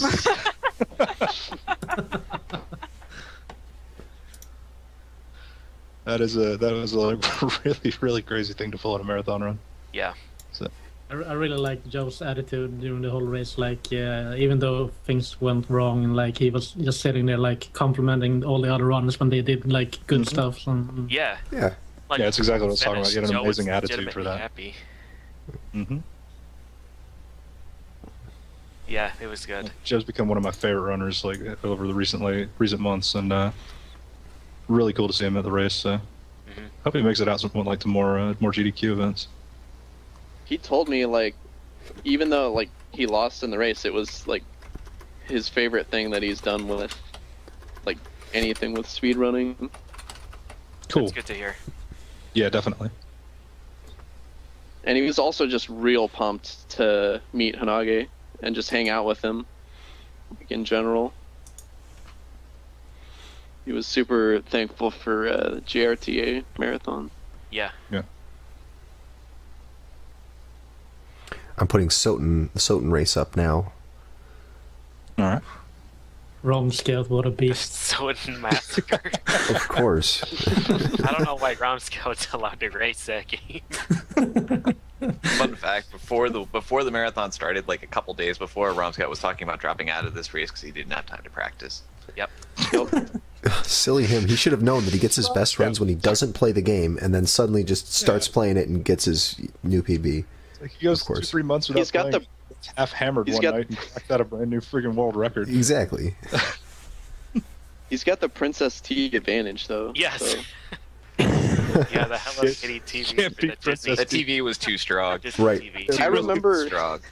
I saw it in the remember practice walking the first time and lost my shit. Just what the hell is that thing? I walked into the practice room and like almost no one was in there, and all the TVs were available, and Rom was on the Princess TV. Yeah. He's like, wait, you gotta see this, and he adjusted the volume, and it's like a big trail of bubbles, and Ariel the mermaid is like half of the TV. That's the volume indicator. That's You amazing. change the channel, you got a Cinderella portrait next to the channel number, and Oh, wow. the TV was great. Yeah, there it is. Baron Haynes called it. So maybe that's why Ron wanted to drop out. I don't have enough practice. It wouldn't be fair to anyone else. Probably world record. I told Darby, and he's got to bring it back next year. Got to bring it back because we need the pink TV. Yeah. Yeah, that run was insane. Mm-hmm. Yeah. Absolutely nuts. So yeah, never doubt Rom Scout No. and Alucard Soden. It's like, sure, he's got a marathon to run and all kinds of tiny details to take care of, but he can take, like 17 minutes out to Yeah. His Just time one was of it. insane too. Like I remember when I watched it, and they gave the final time. We're like, isn't that like 15 or 17 seconds off his PB or something? And then he's like, oh yeah, we use a different timing scheme, so it's really like 8. Oops.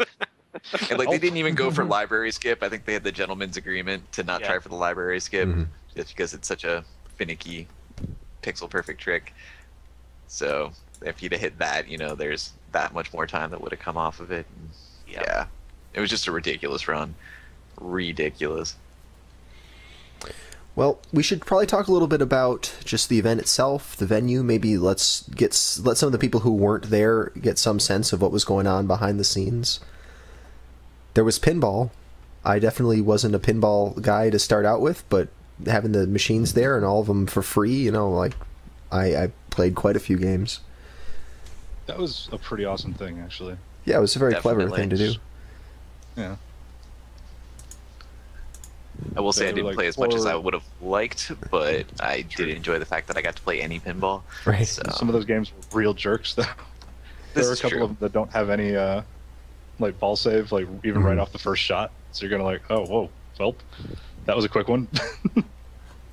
But yeah, they had just, for those who didn't know, they had like 4 pinball machines set up off to the side, all set for free play. Some classic one, I think one modern one. They had the, what was The it? Wizard of Oz one was like- pretty new. Yeah. Yeah, and then they had like Adam's Family. Attack from Mars. Shit, I can't remember. Yeah, Attack from Mars. They had the whitewater rafting one. They had the rockin' Lord of the something. Rings, I think. Oh yeah, they had a Lord of the Rings one. That was a pretty new one. Yep. Yeah, quite a variety. Pretty interesting. And they even had at some point a pinball speedrun challenge. So it's a certain task to be achieved in the game, and timing yourself trying to do it. And most of the time they were going for score, but they had some speedrun challenges, which was pretty cool. Mhm. I'm just going through some of the pictures that we got sent. Oh, there's a red couch. I liked this venue. Having been to quite a few GDQs, just a little bit different each time, but this was pretty convenient. I mean, obviously there's going to be problems with any venue, but I think, for the most part, they did a pretty good job. I enjoyed the setup of the room. Yeah, I'm thrilled with Dude. the venue. Yeah, the hotel was fantastic compared to the 2 that I've been to for previous ones. It was really, really nice. Yeah, they were really, really accommodating. Their communication was great. Yeah, they actually even had you were using their Twitter to talk about the event and everything. They were like really, trying to engage with the, GDQ event. It was Yeah, pretty they were nice. extremely supportive of the event.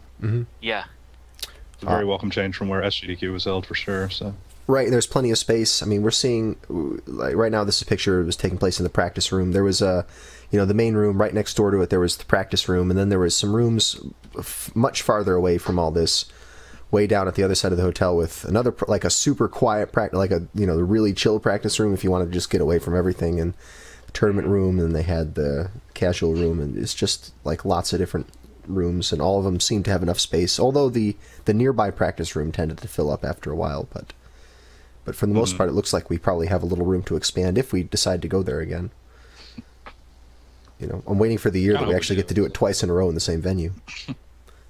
yeah, I know a lot of people had some problems with their actual rooms, like the bathrooms didn't have doors or something. Some of the bathrooms were much better and worse than others. Like the room that we had, Breakdown and myself, Butters and Satori, we had this like enormous bathroom, and everything's all like marble and glass, and it's like swanky looking bathroom. And some of these bathrooms, like the doors don't even close. Yeah.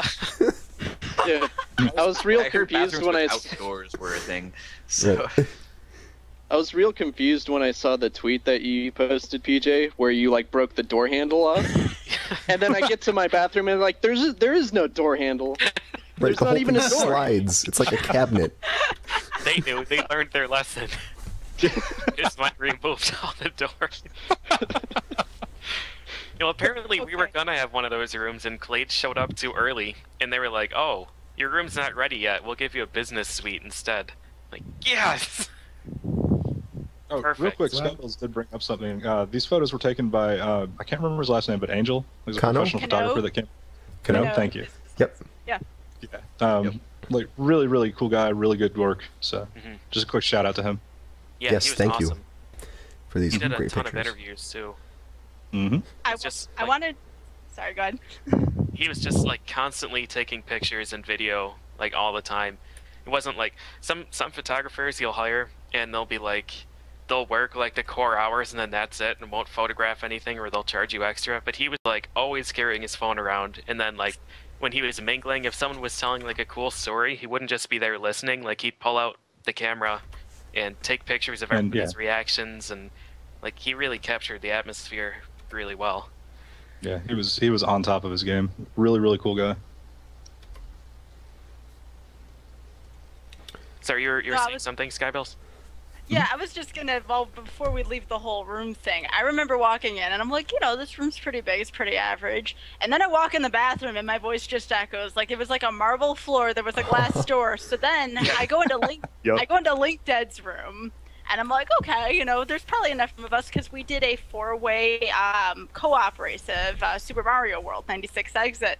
And I get in there, everybody's packed in there. The bathroom door didn't even close properly. And I'm just like, can I go back to my room now? Because, Right. Yeah, the shower in Just our room was as big as some people's entire bathrooms. Like, you could fit probably Yeah. about 6 people in the shower in our room. Yeah, it was kind of ridiculous. I've stayed in hotel rooms smaller than the bathroom of the hotel room Yeah, that we're in. exactly. You should have seen the hotel at DreamHack, by the way. That topped it all. Like there was like a huge hole in the wall, so you could look into the bathroom, like It's a feature. Nice. like a windowed hole out to the room, so you can like watch the shower and the toilet and everything. That was so weird. Now that's quality.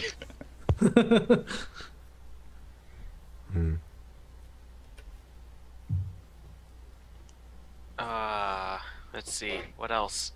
So the food situation, the free breakfast was awesome every morning. Yep.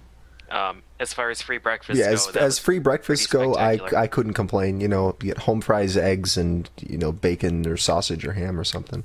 Pretty good. Yeah. Yeah. I made a mountain of food and then covered it in hot sauce, as is my Yep. way. Starting my day with lots and lots of free coffee is a great way to start the day. Can't argue with that.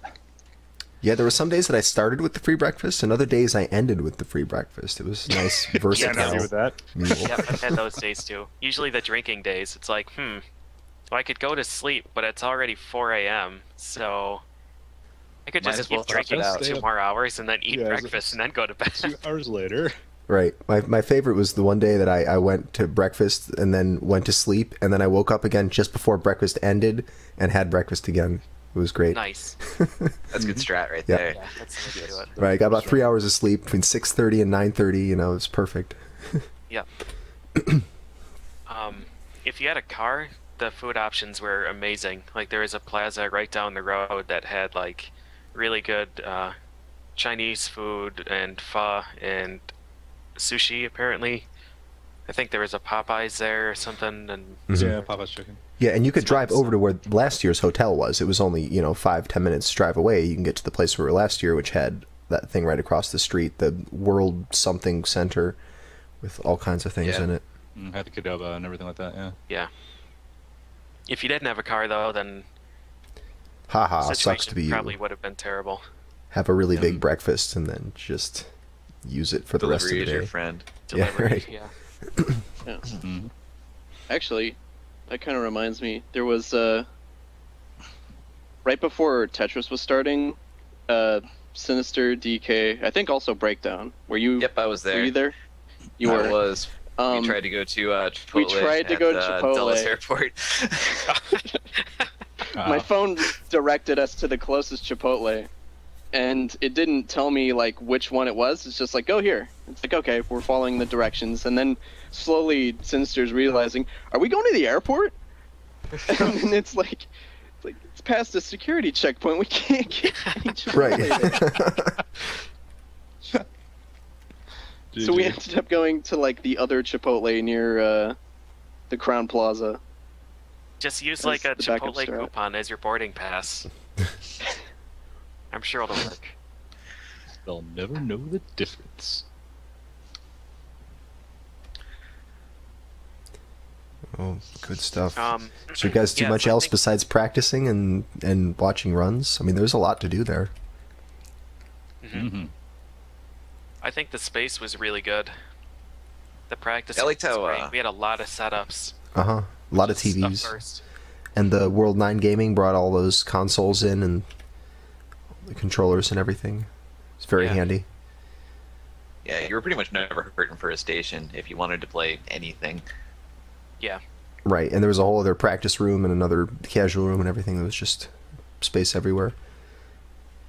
Yeah, Yeah. that was a very welcome change from the other GDQs where you have to like wrestle a TV away from someone, or you have to play in that TV that looks like a microwave and is like 8 inches.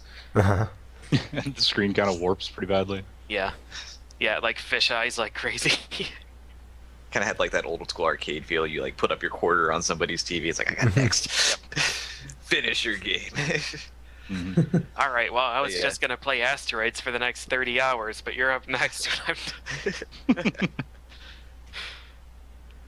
Yeah, no, I definitely liked how spread out everything was this year. It was definitely kind of nice, like, you know, between like, you know, you had like the distinct casual area, the distinct practice area, like the quieter practice area. I actually I did a lot of grinding at Totally Rad down there, which was kind of nice. Mhm. Just break away and not spoil cutscenes for the general crowd. Tournament room, the eating room too, which is where a lot of the board game players set up. I know there's like board games and Liar's Dice and Magic the Gathering and stuff like that going on in there. So it's just, if you wanted to do something, there was always stuff to do. Mm-hmm. So Yeah, that quieter practice room was really handy because we were more comfortable just like dumping the arcade stuff down there, like leaving our sticks and the boards and the super gun like in a corner over there because it wasn't a high traffic thing. Whereas at SGDQ we like kept everything in the room the entire time because we didn't want people like stepping over it or disconnecting things or any of that. So that was really convenient. yeah, I don't think there was ever more than like 10 people in that room. No. For a time. Mhm. Where it was even like close to full. Probably the most packed it was for the practice relay, because everyone had to, you know, like everyone from the teams and then like the commentators were just practicing. Yeah. it's I like- every time I was there, like personally, I saw like maybe 2 or 3 other people Hmm. at most. I think the most I saw was like right before Banjo-Kazooie when Stiv and his group were down there. There were maybe like 8, and I was just dumping arcade stuff in the corner. Hmm. But yeah, it was otherwise only occupied by Secret of Mana attempts and Battletoads attempts. Yeah, I think it was really solid to have. Speaking of like the rest of the gaming setup, like, it was solid to have a casual room and a tournament room. You know, because Yeah. tournaments can take up a lot of TVs, take up a lot of make a lot of noise and stuff like that. I think that was the only complaint I had about the venue itself was the casual room, and this is no fault of the hotel. It's, you know, it's packed with a bunch of people playing video games on old TVs. That room was hotter than hell. Like going into the casual room was instant nap time because you got in there and it's just like, oh, it's hot. All right, I'm gonna go back to bed now. But Yeah, well, the rest Yeah. of the rooms were 40 degrees, so well, on average, that's everything was great. Right. I just gotta find the perfect place between the casual room and the stream room, and we'll be wonderful. Yep. But no, it's that was like the only complaint I had was that the casual room, like going to see what people were doing in there, and it was just like the freaking raging inferno. So couldn't end up hanging out there too long. But Yeah, the lobby was pretty much the best temperature room, or not the lobby, but like the area just outside of the stream room. Oh, yeah. It was like perfect. Yeah. I should have just done everything there. Yep. Cool. Well, let's see. Is there anything else we want to talk about before we move on to the records? We could probably hit up a few more things. There's loads of things we want to talk about, but We'll keep going. time constraints. Yeah, man. I think the only run I missed was the Kaizo Mario. I thought that was. Oh man. Oh god, yeah. Yeah, that was great. That was So my really- concern going into that, seeing as how like a few days beforehand I saw Dram's Deathless run. My only concern was that he was just gonna steamroll the whole game and like 20 people would be amazed and everybody else would be like, what's the big deal here? That doesn't look so hard. But I'm glad, as bad as it is, I'm glad that he got trolled so hard because it really showed how ridiculous that run was. Right, exactly. If he had just breezed through it, you definitely would have run the risk that people would have been like, it's just a kind of hard ROM hack. But no, it is a brutally difficult ROM hack. Kaizo's no joke. It's a sadistic game, but that got across. Yeah. It was like the munchers that they had in the crowd. The munchers poured all over Dram.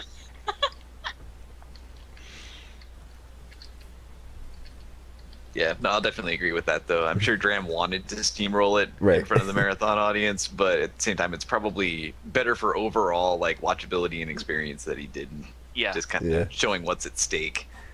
Yeah, And- there were a lot of stages that he really did just plow right through, and then one stage he'd make one mistake, and then it would just get in his head, and it's like, well, 10 minutes later, this is what Kaizo does. Yeah.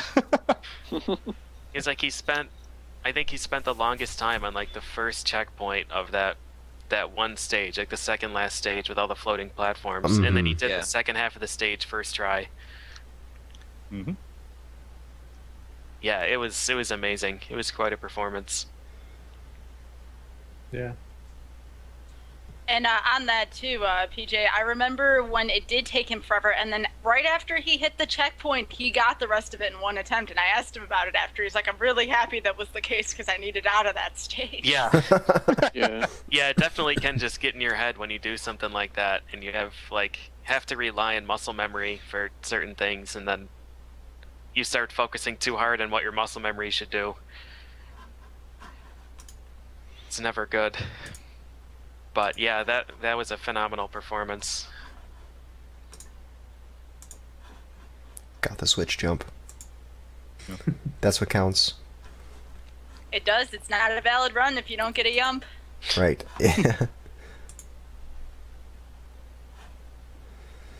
That pipe is so freaking rude, by the way. This entire game, you mean? Yeah, well, yes. Alright, fine. I stand somewhat corrected, I guess.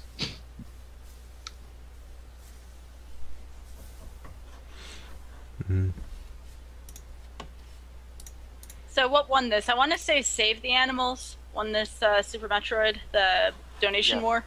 Mm-hmm. Yep, there was a surprise $10,000 donation.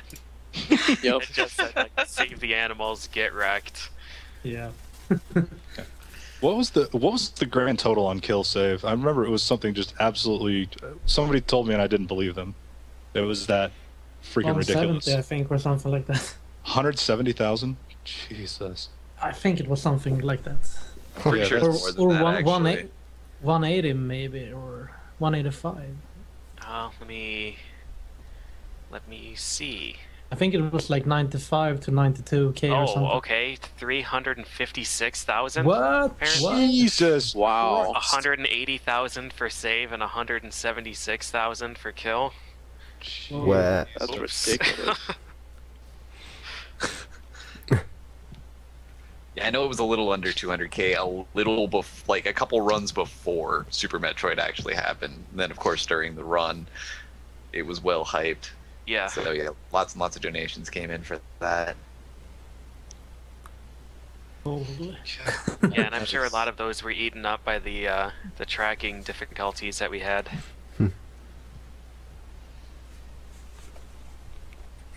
That is wow.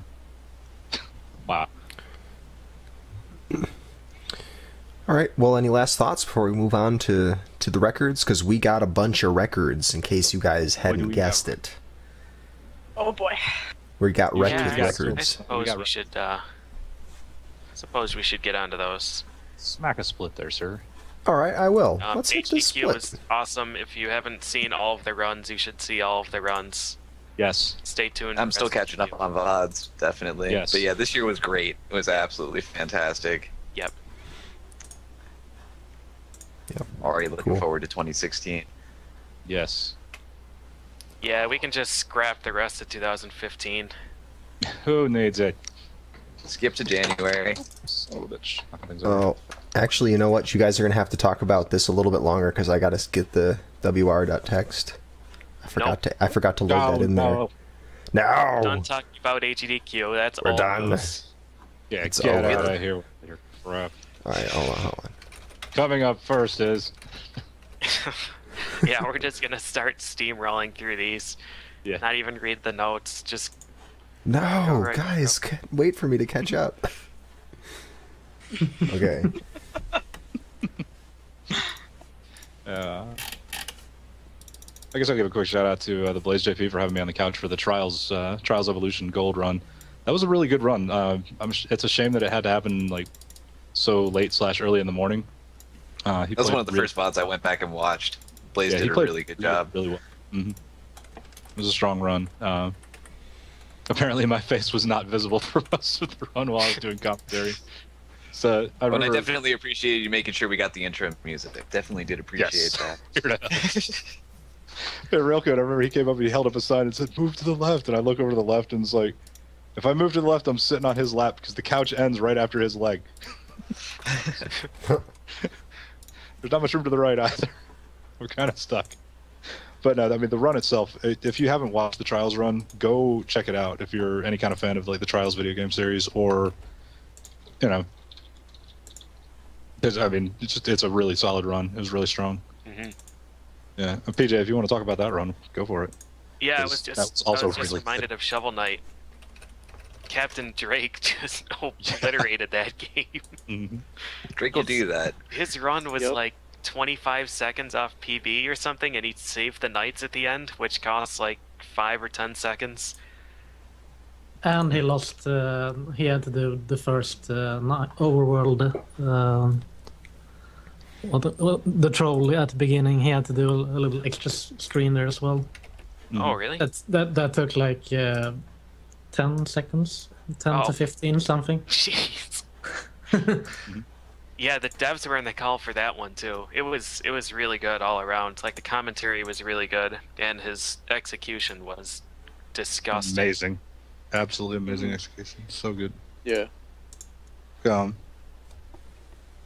Everhate in the chat brings up a good point, though. Real quick, going back to the Trials run shortly, it was a case of he was so good it went underappreciated by a lot of the viewers, and I thought that was like a really smart thing that Blaze did at the end, was set up a donation challenge where he grabbed somebody from the crowd who'd never played Trials before, and gave him a minute to finish one, not even terribly difficult checkpoint on Inferno. You know, the final track, like the most difficult extreme track that's in the base game.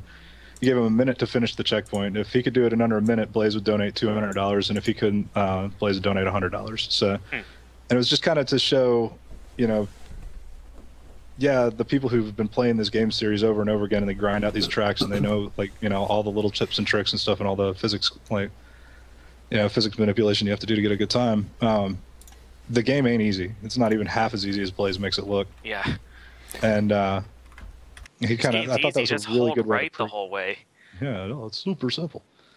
So yeah, it's kind of, I thought it was that was a really smart donation incentive. I kind of wish he'd given him 2 minutes, but I mean, you know, time constraints, we were behind schedule as well. So, but I thought that was a pretty smart way to kind of show, all right, yeah, the game isn't as easy as I made it look. So, but yeah, really strong run from him, and really strong run from Captain Drake on Shovel Knight. Like both of those were really impressive. Yeah. So. Yeah, the quality of the runs this year was staggering. Like, I don't remember watching a bad run. Like, every run was just really, really strong. Yeah, the runs that had trouble were because the game was really freaking hard. Yeah. So. Okay, well, I think we're all set up to do records. Shall we move on now? Yeah, sounds good. Sure. All right, Sure. cool. Let's hit it. You guys all have the document? Yes. Mm-hmm. Yes. Yep. Nice. Cool. Correct. All right. Well, then let's get started Oh, here. there it is. Nice. We got a lot of them tonight. Yes, we do. First one. 90-something, I was like. Let's see. Oh, who wants to take this first one? Sure, I'll go for it. Why not? Yeah. Right. Cool. First one's The Adventures of Tom Sawyer on the NES, any percent, NTSCU 1029.4 by Author Blues. Says this improves upon the previous world record of 1127 by a Nico Video Runner and brings the record closer to the task time of 1009. The only significant difference between the US and JP versions is that the levels are rearranged, but the US version ends up being potentially faster based on how drops are timed off of a global kill counter. The last 3 stages are an RNG nightmare. All fun. Overall, this run has perhaps another 10 seconds of improvement with more optimized stage 5. Thanks to Bad Breaks, who I both love and hate for introducing me to this game, and who I'm certain will never improve his terrible PV in this game. Thanks, shots fired. Wow, what a game! Cool. It's a special one, definitely. It seems like something Fiesel would run. I played this game for my pre-AGDQ stream that I did. I played through this. I think it took me about an hour and 50 minutes or something like that. A little under 2 hours to beat it. And almost all of that was on that one cloud stage, which is just remarkably unfair. The cloud stage is vicious. It definitely is. Pretty bad. And no Why is checkpoints in the last stage is just not fair. Oh, yeah, right. He was just fighting Goku on a dinosaur. I'm very confused. Yeah, yeah. Cool. Well, you guys can just move on. I'll just update the video as we go. All right. So up next we've got Akumajo Dracula X on Super Nintendo, Japanese version. A pair of runs by Joe Cool Games. Bad Ending in 1618 and Best Ending in 1759. For Bad Ending, he says, this run's pretty good. Beats the current SCA run by 35 seconds. This run gets a bad ending because although Richter defeated Dracula very quickly, he forgot to rescue his girlfriend Annette and her sister Maria.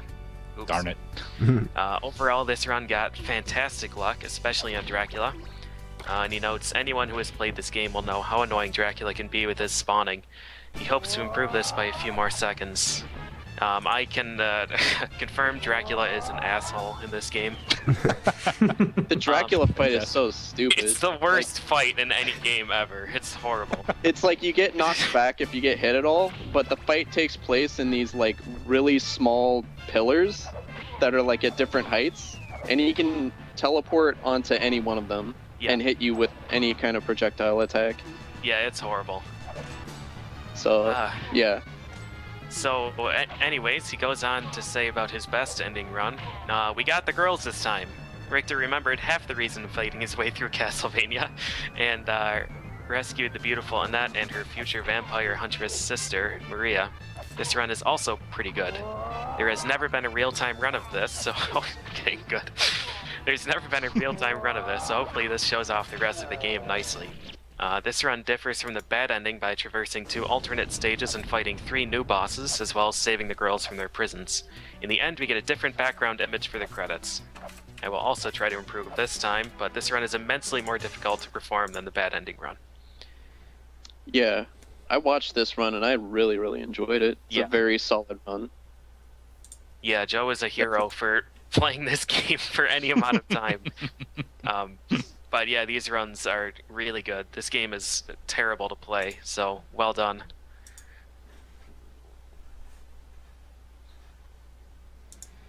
Cool. Well, go ahead. You can go ahead and move on if you like. All right. Who wants to take Alan Wake? Not it. I guess I volunteered, apparently. There you go. Got Alan Wake, The Signal DLC on the 360, any percent, 1954 by Hobo with a Shotgun. Says, still lots of mistakes and a couple of that's never happened before moments, but overall this will be a hard run to beat. Nice. After that we've got Alias on the PS2, any percent, 147.36 by Iceplug. Finally cut the 150. And I think we have somebody around who might have played the next game, so I will defer to his expertise. To this gentleman. I think I'll take this one. Yeah, why don't you do that? We have Battle Kid Fortress of Peril for NES American version, 100% unfair difficulty, in 3847 by InfestedRiche. Hey, that's me. Hey. Oh. Yeah, the comment I put there was jet lagged from AGDQ, so this was kind of out of the blue. Hey, right. That rhymed. I just noticed. Done on unfair difficulty, which means it's game over if I take a single hit in the whole run. And yeah, hopefully the former world record holder Spirix, another Swedish speedrunner, I hope he gets back to this game now so we can push it down even more. Awesome. And yeah, like I said, fun fact, jet lag from AGDQ. I got home from the extremely long trip from AGDQ, and I got home and I was home at like noon or something, and I didn't mess up my my hours for work next day. So I was like, oh, okay, what should I do? I want to go to sleep like fairly early in the evening. I don't want to sleep in the middle of the day. So what should I do? Okay, I'll stream a little bit. Yeah. Right, time to do record And then events. I streamed for I streamed for like 1 hour and I got the world record like boom. Amazing. Clearly need to travel more. Yeah. Yeah. Cool. All right. Nice. Hey, I think we got somebody who's played this next. Yeah, so this Good next timing. one, Battletoads and Double Dragon bad version. This is a co-op run with me and Mecha Victor in 1824. I've been wanting to improve or do a run of this with him for a while because it's like a really, really, really simple game co-op because all of the bosses are just like stun locked for the entire fight. You just like literally kick them back and forth for 30 seconds. So I was finally able to convince him to do a run, and we did like 3 or 4 hours of routing at AGDQ, and then just one night of attempts when he was at my place afterwards, and we got this. So the run's pretty good. There's time to improve, obviously, because we only did one night of attempts, but it's certainly a strong enough run for us to be happy with. The game isn't good enough to get a better run, so that's it. Yeah. I was very surprised that you even wanted to do this. We Of wanted all to do the things. TAS because the TAS is garbage, but the TAS also has the benefit of not emulating lag, so we couldn't do it. Cool. All right. Up next, we've got Breath of Fire 3, the best RPG ever, by Neo/72, in 8:18 in-game time. His comment is 8 hours 55 and 29 seconds RTA. Breath of Fire 3 is getting some competition lately too, which is really exciting. So hopefully we'll see some more of that. Cool. Next one we have after that is Brothers: A Tale of Two Sons for the PC. This is an any percent run in 1 hour 16 minutes 33 seconds by Mr. Ganondorf. He says, excuse me, he says, this is my PB and my world record is 1:16:33:79. So the VOD is coming soon on the YouTube. Cool. Well, congrats, Mr. Ganondorf. Not a game that I'm familiar with, but we might see it, a video of it some other week if he submits it again. I All right. quite like the comment for the next one. Go for it. Take it. It's Castlevania on the NES, Japanese version, any percent easy mode in 1204.89 by Comrade Control. He says, yes, there exists an easy mode for Castlevania, and I'm not sure if it's a good thing that I have the record or not. For easy mode, knockback has been removed, making damage boost impossible, so this run should always be slower than normal mode. Having said that, it's comical how fast the bosses die. To add to the easiness of easy mode, you start with 9 lives, 30 hearts, you don't lose multiplier for your weapon if you die or pick up a different sub-weapon, and Simon can take 1,000,000 hits before he dies. Wow. Wow. Yeah, Huh. that kind of just drains all the challenge That's out. really, really easy mode. Yeah. Yikes. That's, wow. Cool. All right. Who's going to read this next one? This one's got a video we can play. I can read it if you want me to. Please do. Go do it. Okay, so this is Catherine on the PS3. The goal is Babel 1 player 2 controllers and 3216 by Ghoul02. And says, finally have a really good run of this. My PB has come down almost 40 minutes in the last year from learning tech and getting better at making routes and execution. This is the first run on par with Color Thieves Marathon Run while also being deathless, which is not easy in this game. My eventual goal is to get below 30 minutes real time, but sub 29 in game time is really solid. A theoretical pairs run of this game with very good partners would be in the low 20s. So there's a lot of room to improve, even if this run is very, very good. Nice. All right. Right on, grad school. Okay. After that, we've got Daedalian Opus. Is that really what it is? Yeah, Daedalian Opus for the Game Boy.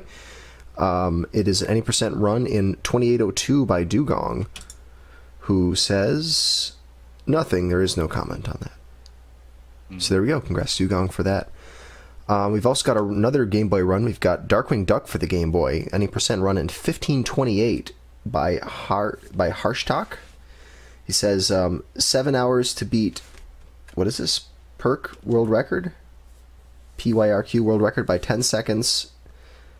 And half to beat my world record by 20 seconds. Oh, 1.5 to beat my... I think he's saying, yeah, it took 7 hours to beat the previous world record and then 1.5 to improve.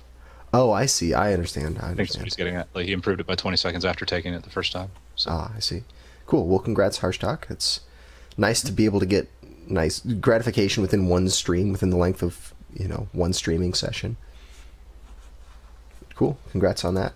Darkwing Duck for the Game Boy is no joke. It's a pretty serious game. Yeah. Zoo's getting restless feet, so you might want to turn the page before there's a riot. Oh, turn the page. Oh my god. We got Well, okay, here we go.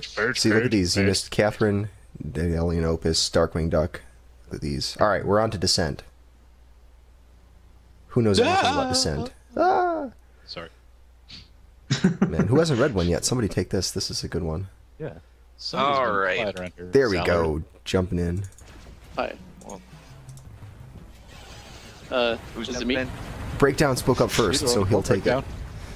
All right, fine. Breakdown. Let's talk about Descent here. Yeah. On the PC, any percent hotshot in 4143 by Spooty Biscuit. 4113 in game. This is an improvement over the old record by more than 50 seconds due to solid execution and decent luck. A few levels of potential for about 5 to 10 seconds improvement, but the vast majority of segments were within 2 or 3 seconds of their best time. Sub 41 RTA is theoretically a possibility in the future, but most likely a very distant one. In before Sub 41 next week. I bet. As an aside. Right, this is a cool game. I always thought of this as like a fully 3D version of Doom, and it's like about the same level of, graphics, except it's, 6 degrees of freedom. And just really confusing. This is like, where the heck am I? What am I looking at? The game. Essentially, but a lot of fun. I love this game. Oh, yeah, I remember watching, this was at AGDQ, Yep, right? this Or was there at, a game that was extremely familiar. Okay. Mm-hmm. Yeah, I remember watching this. This is a really, really cool game. It would probably be disorienting if I wasn't trained against against. Right. Almost vomit All that inducing, so you might actually enjoy it. Your Mohawk and headphone jack training might pay off. Yep. Yep, my backup career is astronaut. Just a professional astronaut training taker. Right. Well, speaking of vomit-inducing, I always thought that dyschia was like a disease or like a syndrome, an affliction of your stomach that made you really sick. Speaking of vomit-inducing, a bad case of dyschia. Yeah, speaking of vomiting, we could use that for other games too. It's a general-purpose segue. Yep. Cool. All right, so dyschia, Afternoon of Darkness for the PlayStation Vita. This is any percent run in 3:28:55 by Pink Pajamas, who says, I had a rough start with minor time losses throughout, but no major time losses. My previous run would be better if it didn't have to restart a map. That said, I'm happy with the run for now, and I'll start working on other games. Cool, well, congrats, Pink Pajamas. And nothing personal against dyschia. It's just, that's always what I see when I see the name. Yep, just bad game choice, that's all. Oh, right, sure, that's what I'm saying, obviously. Yep. You've quoted me on Rude. that. So rude. All right, well, speaking of rude, we got Disney's Epic Mickey for the Wii. Any percent. What? Done. Yep, it's, segues, what are they anymore? You can just segue anything into anything, really. Mickey Mouse, that rude son of a bitch. Right. That rude Mickey with his white gloves. All right, so 2:47 in-game time by the Englishman. He says, despite a bad start, this ended up being an excellent run with a great end game. This can still go down to 2:45. Cool, keep at it, the Englishman. Been working on this game for quite a while. Mm-hmm. All right, we got a video for this next one. Here's Zallard. Why don't speaking you of take Disney. this? Oh, speaking of Disney. Zallard, you haven't done one yet. Why don't you go for it? So, this is Doom Memento Mori? Yep. On the PC, single segment, are we doing Mickey, or No, No did Mickey. we skip that one? We skipped the Mickey. No Mickey? We skipped the Mickey, dang. Still Okay. in the Mickey. Alright, so we're talking about Mickey. No, you're talking. 80%. You're correct. Doom Memento Mori. You're right on target. Alright. Don't worry. Okay. Yes. This doesn't look like Mickey. Alright, at so, least. well, single segment UV speed in an hour, 6 minutes and 52 seconds by Cyberdemon. Pretty excellent run. Lots of new route improvements and one new trick on map 13 that involves hitting a switch without going into one of the buildings. So, Cool. We'll go out and do the next one too. We got another one. yeah, so this one is single segment UV Max. Same game, also by Cyberdemon. UV Max of Memento Mori is quite the undertaking. This only took about 30 attempts to get an exit, but it is a 4-hour movie, so an attempt is usually pretty long. This is my first run that made it past map 18, so a lot of the later maps are played really safely. I'm proud to say that I only got lost maybe once. I will most likely try to improve this again at some point. UV Max is 100% kills and 100% secrets on each map. Although some maps are broken, 100% cannot be achieved. This is currently the longest UV Max run of a Doom Megawad. Clearly, you just have to 4-hour break movie. the map more than it already is to get that extra percent. I guess.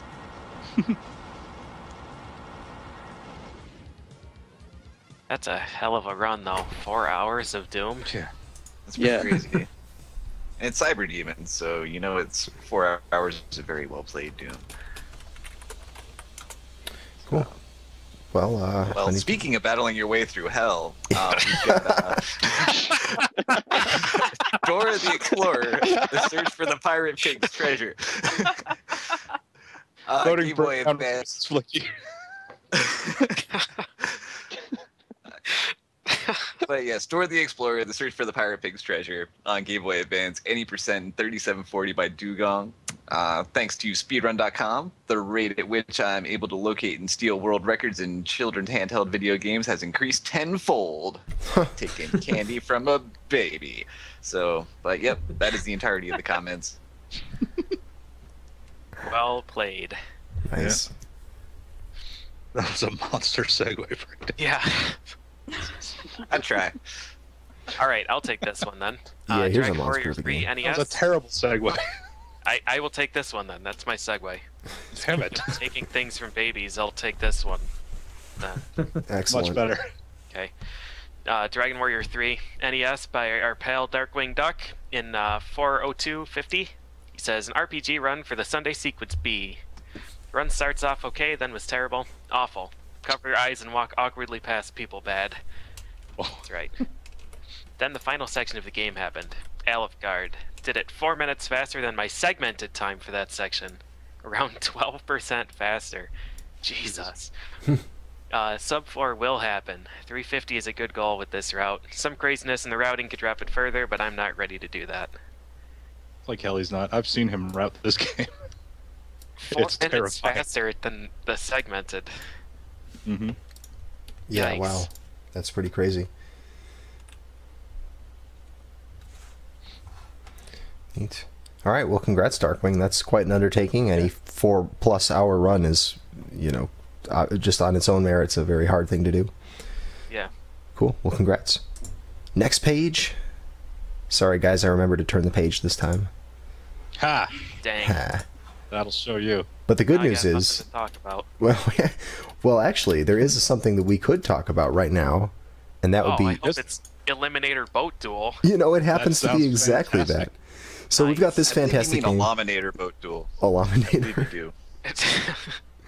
Oh man, so this is a game I just somehow managed never to play, but it looks pretty cool. I love the animations in it. But Eliminator Boat Duel, 100% run in 37:37 by Ellipsis. Ellipsis. Guy with the hat at AGDQ. Remember? I met Ellipsis. Yeah. He was pretty cool. He was working on, is someone who has worked on Super Dodgeball. And so we talked about that a bit. Fun stuff. He says, I've been working to cut the 38 mark, and I finally pulled it off this week. The submission comes from on the heels of last month's any percent run of this game. Going for a 100% category required figuring out some additional routing for the first 3 opponents, which any percent skips. Early game is challenging to deal with because the boat is so sluggish and slow, but I managed to find 2 good places for time-saving assassination strats, because this is a boat duel, trying to eliminate other boats. It's like bump and jump boat version, I guess. It starts out as Rad Racer and turns into Micro Machines. I was just gonna say it's Right. Bad Cobra Triangle meets Micro Machines, but Right, Red this Racer is- works too. Like the racing section of Bayou Billy, and then it jumps into Micro Machines. With a little bit of bump and jump thrown in. Cool. Boom! Well, And then sick cutscenes. nice. Well, congrats, Ellipsis, and thank you again for letting us bringing this awesome game to our attention. Mm-hmm. So wow, it speaking is of by awesome Billy games, well, yeah, it is like it. Yeah. Wow. Bayou Billy with boats. Cool. Well, here's a game that's not like Bayou Billy with boats. What? Who wants to talk about this? Let's let one of the guests talk about this, because this is a good one. All right, go for it, I'll Sky. talk about this one. All right, so this is Fester's Quest for the NES, any percent in 2256 by Zaki the Hybrid, and he says, when I set out to improve my previous run, I had a goal of sub 24. With some route adjustments and a much riskier strat of not picking up the health upgrade anymore, I exceeded that and hit sub 23. It wasn't easy. I had to dodge frogs more than usual at the start, and I just barely triggered an invisible potion before I would have taken a fatal hit in the UFO. I also took the more proper approach of charging straight at the hopping eyeballs to get past them damage-free. I was unaware of this in a prior run and had done some unnecessary time-wasting dodges. I'm fairly happy with this run, so I'm moving on to glitchless, but I'll probably go back and attempt to improve on it further at some point. And the first comment I have for this is, how does he have anything left in his fingers to go and do glitchless No now kidding. on top of this? Oh my god, I played this game casually one night and did not realize you had to mash every Oh single my goodness. freaking shot. out You of that sure gun. do. Oh yeah. Oh, friggin' hell.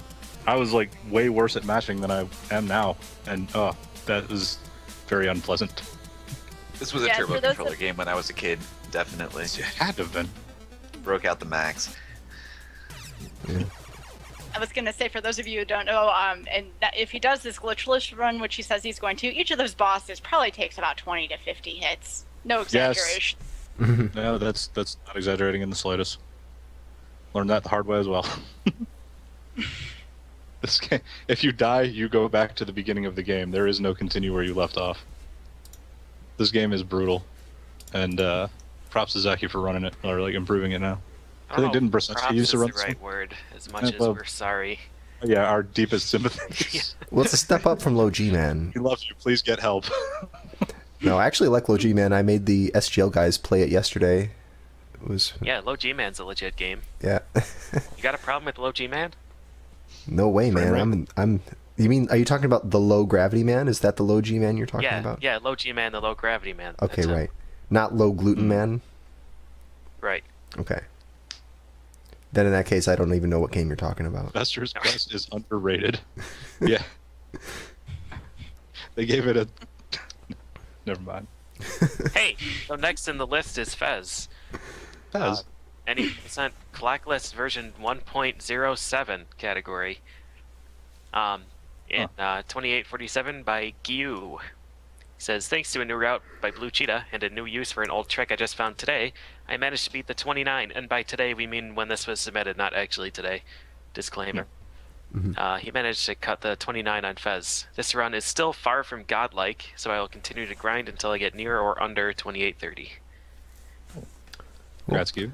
Well, I can think of a Speaking run of that's things that are not oh, far from yeah. godlike. Ah, nailed it. Ha! We've got a couple of God of War runs. Both by EXE.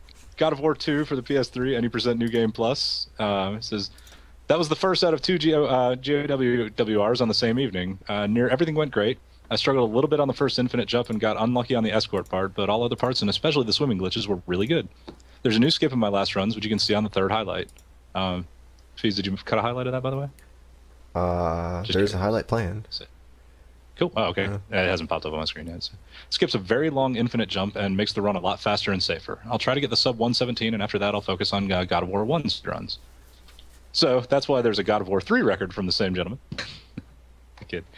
That's PS3 PAL, any % new game plus, 125.38. So this was the second of 2 GOW records on the same evening. This run was really amazing. I lost a little bit of time on the Athena cutscene skip, but besides that, everything went really, really good. The hard tricks first try, and that's the main reason why I've saved so much time. There's some big run killers in this route, like difficult glitches, soft locks, and console freezes. I'll focus on God of War 1 in the next months, but you can see God of War 3 every Monday on my trilogy speedruns. It's cool. Grazie, XE. Good stuff. Yeah. Nice. Solid improvements. I remember somebody was asking if anybody ran the God of War series lately. Yeah, I can't remember. I can't remember that either. I thought of the same thing once we were reading these. Yeah. Oh well, I'm sure we'll remember in a few months. Yeah. All right. Hey, so now that it doesn't matter. yeah. So up next we've got a pair of Half-Life Opposing Force runs by Elgu. I'm gonna say Elgu. Okay. Any % in 24:29 and any % single segment in 25:46. He says, gotta go fast. And single segment, aka no deaths and no save loading for the single segment run, obviously. This makes one glitch impossible because it uses save abuse. Did Cool Kid run Opposing Force, or? I didn't think it was Opposing Force, but I'm not sure. Okay. I think it was, actually. Oh, it was? Okay, well then. Yeah, I want to say Op4 was shoot, now was it Op4? No, yeah, it was Op4 at AGDQ. Thought. Huh. All right. I don't know. I have never played any of those, so I can't distinguish between any of them. I shared a room with Cool Kid, but I missed the run because I had to sleep. But I think it was Opposing Force at least. You mean all right. because you're a bad friend? Yeah. All right. I don't remember which day it was, so I think I had a good reason. I hope so. Must have been a good reason. Yeah. All right. Well, why don't you read the Half-Minute Hero as your penance for missing that run? Yeah. Yeah, Sure. take that. Sorry. We got Half-Minute Hero on the PC, 100% Hero 30 category. Done in 20 minutes and 40 seconds by The Wolf. And he says, this run was okay. There's about 10 seconds of mistakes in it, but I really don't want to play the awful PC version anymore. Unfortunately, the PC version is a lot faster, which is why this beats Extravago's segmented time by over 3 minutes. Shoutouts to the developers of the port for some of being laggier than the PSP version, making 10% of the run literally be the game auto-saving. Removing half the enemy type from the game, adding a glitch that randomly wrong warps you into a part of the map where you're stuck, random encounters just disappearing for a frame now and again, and having 2 in-game timers, neither of which is accurate with respect to the other, let alone real time. One hell. Sounds like a good version. Right. Wow. Everything's perfectly fine. Yeah, just don't worry about anything. We're good. Yikes. Oh, Too old goodness. for the chat saying, I mean, every stage is less than 30 seconds. Jeez. That is rough. Well, I Okay. have a request for me to read this next one, so. All right, yeah, go for it. Do so. It's Hello Kitty, no, let's see, Ohana Batake, I guess? I don't know, I don't speak Japanese, so. But surprisingly enough, it's from Japan. Any percent, 1417 by Author Blues. He says, Hello Kitty is an interesting puzzle platformer that showed up in the finals for Mystery Tournament 5. This improves upon the previous world record of 1823 by Madsen. I came up for better routing? Author. Proofread your comments, my friend. Because we sure don't. We'll just read anything. Managed to put most of it together into a passable run. Rather than convince you that Hello Kitty is a great speed game, which it is, I will take this time to remind everyone to register for Mystery Tournament 6 at mystery.beatthegame.me. No, I'll type that into the... sorry, it's mystery at Beat the Game, but... This plant watering simulator. Oth does most of his submissions for this at like 4 in the morning, so it doesn't surprise me he didn't proofread it. Just saying. Just saying. There's nothing wrong with him. I'm just teasing him. This game was in the mystery tournament. Yeah, that's what he said. That's where he got the idea. I do recall. Cool. Well, here's another one that I think we have someone qualified in the call to talk about. Okay, sounds good. All right, I wasn't talking about you. Oh, no, I'm really? just kidding. Go on. All right, this is Hyrule Warriors for the Wii U. A new game, any percent easy co-op in 3 hours, 15 minutes, and 29 seconds by Author Blues and myself, Skybilz. And we say huge thanks to Toulouse for his help in teaching us this game, as well as helping to route for co-op. This run can possibly come down to a low 3-hour run, but will take a lot of practice and coordination. Eventually, we would like to run co-op New Game Plus as well, but that will take quite a bit of preparation and planning. For now, this is a respectable time for such an RNG-heavy game. And there's so many points in this game where you're on an escort mission and the computer just chooses randomly to fight something or something that's not even there, and it's just like, no. Takes forever to finish a quest. Escort missions are the best. No. Cool. Page turn hype. Well, we've got next one we got here is Kaizo Mario World. Here, let me start this video. Here we go. Kaizo Mario World. We saw a little bit of this earlier. We saw Dram's live run, but this is Dram getting 1429. I presume that's deathless, right? Yes, any percent in 1429. He says, this is my first deathless run of Kaizo. It's pretty good. Unless I get a better run at AGDQ practice, I have no plans to lower this further. Around 15 seconds lost from slop and a missed skip. Flicky has adorable testes. Wow, see, we really don't proofread these. I didn't make that I was up. going to say, we read everything. This is proof that we don't proofread this stuff. So does Easy Fees. There you go. And PJ. And Duckfist and Ark. And whoever else are today's guests. Oh, Well, great. There you go, guys. You've all... I don't, but Skybilz does. And Right. things just got really confusing. Yeah. Cool. Well, things just got creepy. Oh, God. Thank you, Dram. The best. I'm gonna have to have a talk with Dram next time I see him. That's He's a not failure ready of for the public talk education yet. system, I think. When he's older. Oh, goodness. All right, congrats, Dram, for that, whatever you'd call it. That. All right, good. Let's move on to something a little more, a little less risque. We've got Legend of Illusion starring Mickey Mouse.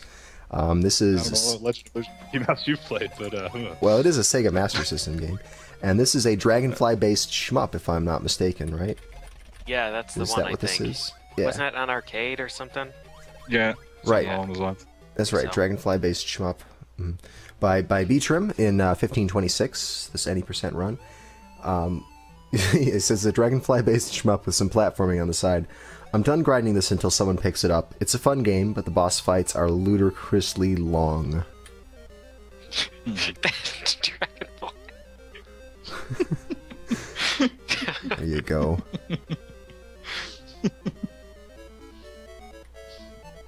Oh man, looks like fun. I always love to see Sega Master System games make it on here, just because it's such an underrepresented console. I will I mean, agree just with because that. it's like NES too. It's a whole new library of NES games for you to look at. Exactly, it's just like a bunch of new NES games. Exactly. Yep. Cool. Well, congrats, I like it 'cause Beatrim. this is one of the first Mickey games where the lives aren't called tries, so I like it. Yeah, Tries. Mickey actually dies in this game. He's dead and all his cartoons are erased forever. Damn, All right, mouse. well, anyways, up next we've got Mario Golf, not to be confused with Mario Gorf. Damn, I Um, love Mario Dwarf. Yeah, me too. A pair of runs here, Dune Club and Lynx Club by this guy, Tapatio J. So for Dune Club, Dune Club is 928. He says, my second WR for this club on the night was 17 seconds ahead after only 7 holes, made possible by a solid shot out of the rough on 5 and 7. Much of this run was not about the shots that I did make, but the mistakes I didn't. Not riding the hill down on the par 3 hole 11 and 15 with strong winds saves me a bit more than 10 seconds on the run. Long distance putts on 17 and 18 helped recover from bad approach shots and secured the 10-second PB/WR. And for Lynx Club, completed in 9:39, he says, after not doing any runs for 2 weeks, I was able to come back and beat my previous WR by 21 seconds. Wow, Rom Scout strats. Front 9 is highlighted by an albatross on hole 2, followed by a hole-in-one on hole 3. Hole 2 shows what good execution can do, while hole 3 shows how backup strats and RNG can play into a great shot. The back 9 wasn't nearly as flashy, but was very strong, saving 22 seconds over the last 7 holes. Nailing the greens on 12 and 15 is tough, but will never be as awesome as an albatross or a hole-in-one. Good stuff. I've never been good at Mario Golf, or any golf, really. Real life or video game. So, getting a hole-in-one in a run is pretty impressive. I've never gotten a hole-in-one in any golf game, so props.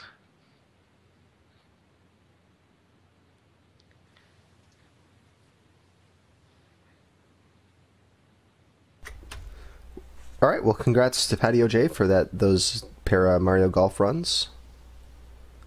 Let's see. Next page. Oh, no, we're still on this page. All right, we got Mega Man Rock Force for the PC. Any percent run at 49.08 by Peter Afro. He says, sick run, sub 49 one day. Congrats, Peter Afro. And we're not quite at the halfway point. Almost. We're getting there. We're getting there. All right, bunch of Mega Man games. Who knows how to play Mega Man games here? I'll take this one. Game Boy games. There we go. Okay. So this is Mega Man 5 Game Boy, the best Game Boy Mega Man game, in 4501 by our pal Tremaine. He says, wow, 31. 31? 31.12? I don't know what this means. but because European dates. Okay, so he says, wow, December 31st, and with the end of the year, I get the last Game Boy Mega Man game world record. Thanks and shoutouts to Mr. Cab55, Slurpy Ninja, Barn Owl, and all the other smooth guys and girls out there. Thanks so much for all the good times we had. Hope to see you healthy in 2015. P.S. we are. P.S. Cossacks 3 music for the win. Greetings to Chelney. All right. Yeah, so Tremaine is a monster at all the Game Boy Mega Man games, and this was the last one that he hadn't been running, and I'm glad to see that he's running it, because it's an awesome game. Definitely one of my favorite Game Boy games. All right. Well, congrats, Tremaine. Got a couple of Mega Man X 6 and 7 runs here. Anybody, Breakdown or Zallard, want to jump in and read some of these? I'll read some Mega Man X6. Why not? Yes. Well, first off, we have the PlayStation 1J version, PSXJ. Any percent in 31 minutes by Z-Wing. And simple notes are, how much to get PJ to run this game? Huh. PJ. That actually Question for the age. Wow. Name your price. I don't know. I love X6. I really do. Like, a lot more than any man should. But I don't think I'm ever going to run it. So, sorry. There you have it. There's your answer. Let's see. Then, yep. And then we have the PS2 US version, all stages in 4228 by Cyberdemon 531. It said, after taking a 7-month break from X6, I've come back and have gotten a new record quite quickly. This run is quite fantastic. Nearly everything was spot on, aside from a few movement quirks and a tragic nightmare mother. I lost a lot of potential time on gate, though. Looking to get sub 42 sometime soon. A lot more information is in the video description. Incidentally, if you'd like to see these runs or these runners and actually see the runs for yourself, you can check out our links page. It's at tssbreak.com/links. I'll type it in the chat so you can all go there, but here you can get links to all those runs.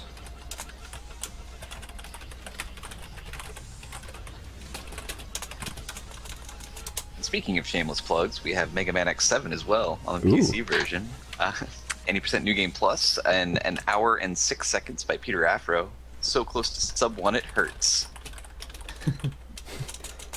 You always got to feel when you're like, you're close to that arbitrary number. It's like, you have a fast time, but it's just sort of like, an hour and 6 seconds versus 59:59. Oh, it just feels like an eternity. Yep. I like it when like you hit the hour, the hour, the minute, or whatever, like right on the nose. That's a good stopping point. Yeah. Like 31 flat, Z-Wing totally nailed it there. That's the way to do it. Mm-hmm.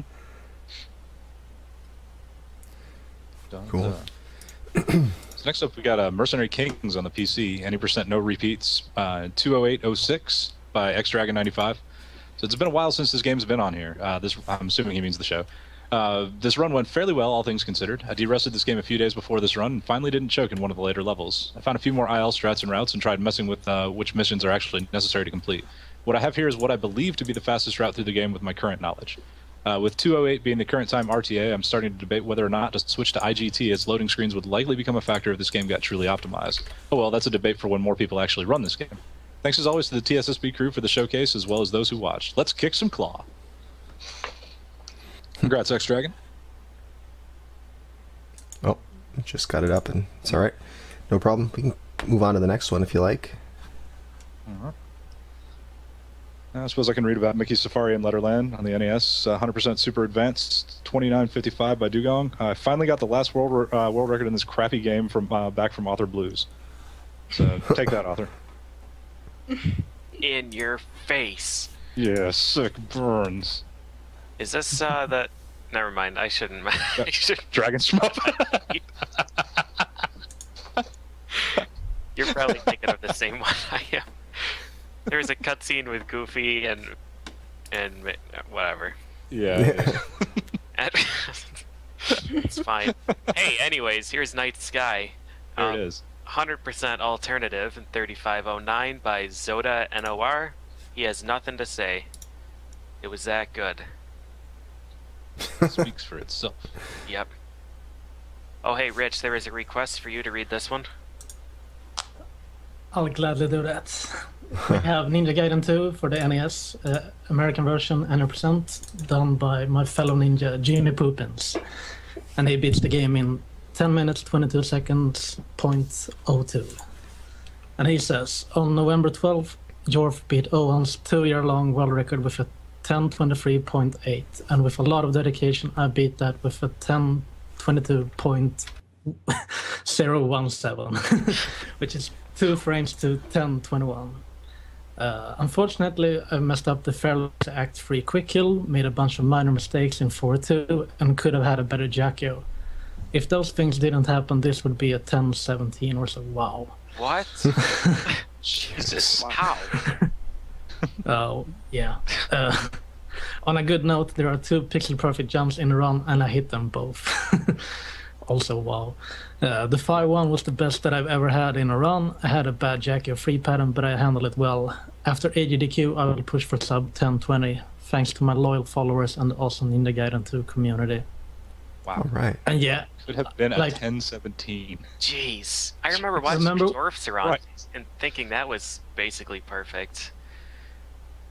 you guys remember when we talked about Ohan in the practice room? We did a 11:58. Yeah. At the same time, Jimmy got a 10:27. That's right. Which- I remember. Oh yeah. And he is so chill about it because he's so. I'm not gonna curse here. He's so freaking consistent. Like, he is so good at this game, and he got the 10:27 like super casual. Like I just got a 20:27. Like it's nothing. So he's probably gonna get that sub 10:20 really soon, I guess. Gosh. Good. That's insane.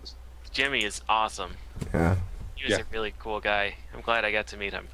Yes. Yeah, you could really tell in the relay race as well. Like even though he had an unfortunate death, he still like slaughtered the game. Yeah, he sure did. Yeah, once again, y'all, if you haven't seen the entire Ninja Gaiden Relay Race, do go check that out. Yes. Required viewing. Please. Yes, very required viewing. If you are any kind of a speedrun fan, you will have already watched it. Or else. Cool. All right. Well, up next we got a pair of Portal runs, both PC PAL. We've got we've got Blizzik. Blizzik is the runner for both of them. We've got Inbounds in a 12:10 and Any% in 8:45. He has to say about the Inbounds run, a pretty decent run. That's the author's own words. Pretty decent run. For the other one, the Any% run, he says, the first time I've had the OOB world record. Pretty neat. So, man, a few words and very low portal times. So, congrats, Blizzik, on those two PC PAL portal runs. It's impressive to get both of those records in the same few-week time span. Yeah. Yeah. Cool. Well, speaking of impressive, this is always an impressive... Well, this is not the Qbert game we've been seeing, but it's the same concept of Qbert. This is Qbert 3, same concept, except they've kind of gone crazy with the level design and some pretty creative levels. But yeah, these Qbert games are always really difficult. This is the SNES version of Qbert 3, Any% in 109.25 by Josh Boutreau. He says this run is 14 minutes faster than the old world record, and tasking the game helped learn it even better. There is RNG in this game, but it can be manipulated to complete the levels faster. I can probably squeeze another 2 minutes out of this game, but probably not much more than that. Nice. So yeah, we've been marveling at the original Qbert, just how crazy it is, and this is, you know, still the same challenges, except now the levels are all these really wacky designs. Yeah. Mm-hmm. It looks like it's playing at the wrong aspect ratio. Like Qbert is just like really squished. Yeah. Too much jumping. He's lost weight. Yeah. Like, good to see that he still swears like a banshee whenever he gets hit by Coily. Yeah. I would too. Yeah, me too. It's just that touch of realism. Yep. Cool. All right. Shut a snake. Well, let's see. Zallard, why don't you read a few? You got, you're back now, right? I am. Oh, hey, welcome back. Cool. Hey. So, next we got Resident Evil 4, the PAL version, New Game Plus, 125.56 by Sunblade. A Resident Evil 4 10th Anniversary Speedrun. Number one once again after Audio 07 beat my last time in November 2014. All right. So, yeah. There you go. It's pretty You want to great. take Risk of Rain as well? Yeah. So we got a Risk of Rain run. PC PAL. Is that a thing? It is. Just move past it. Don't even question it. Okay. All right. Okay. It's too annoying, Alright. Flicky. Don't worry about it. Yeah. Okay. All right. All right. Any% 936 by Onan. Sub 10 Risk of Rain became possible thanks to a new glitch. The marble item lets you.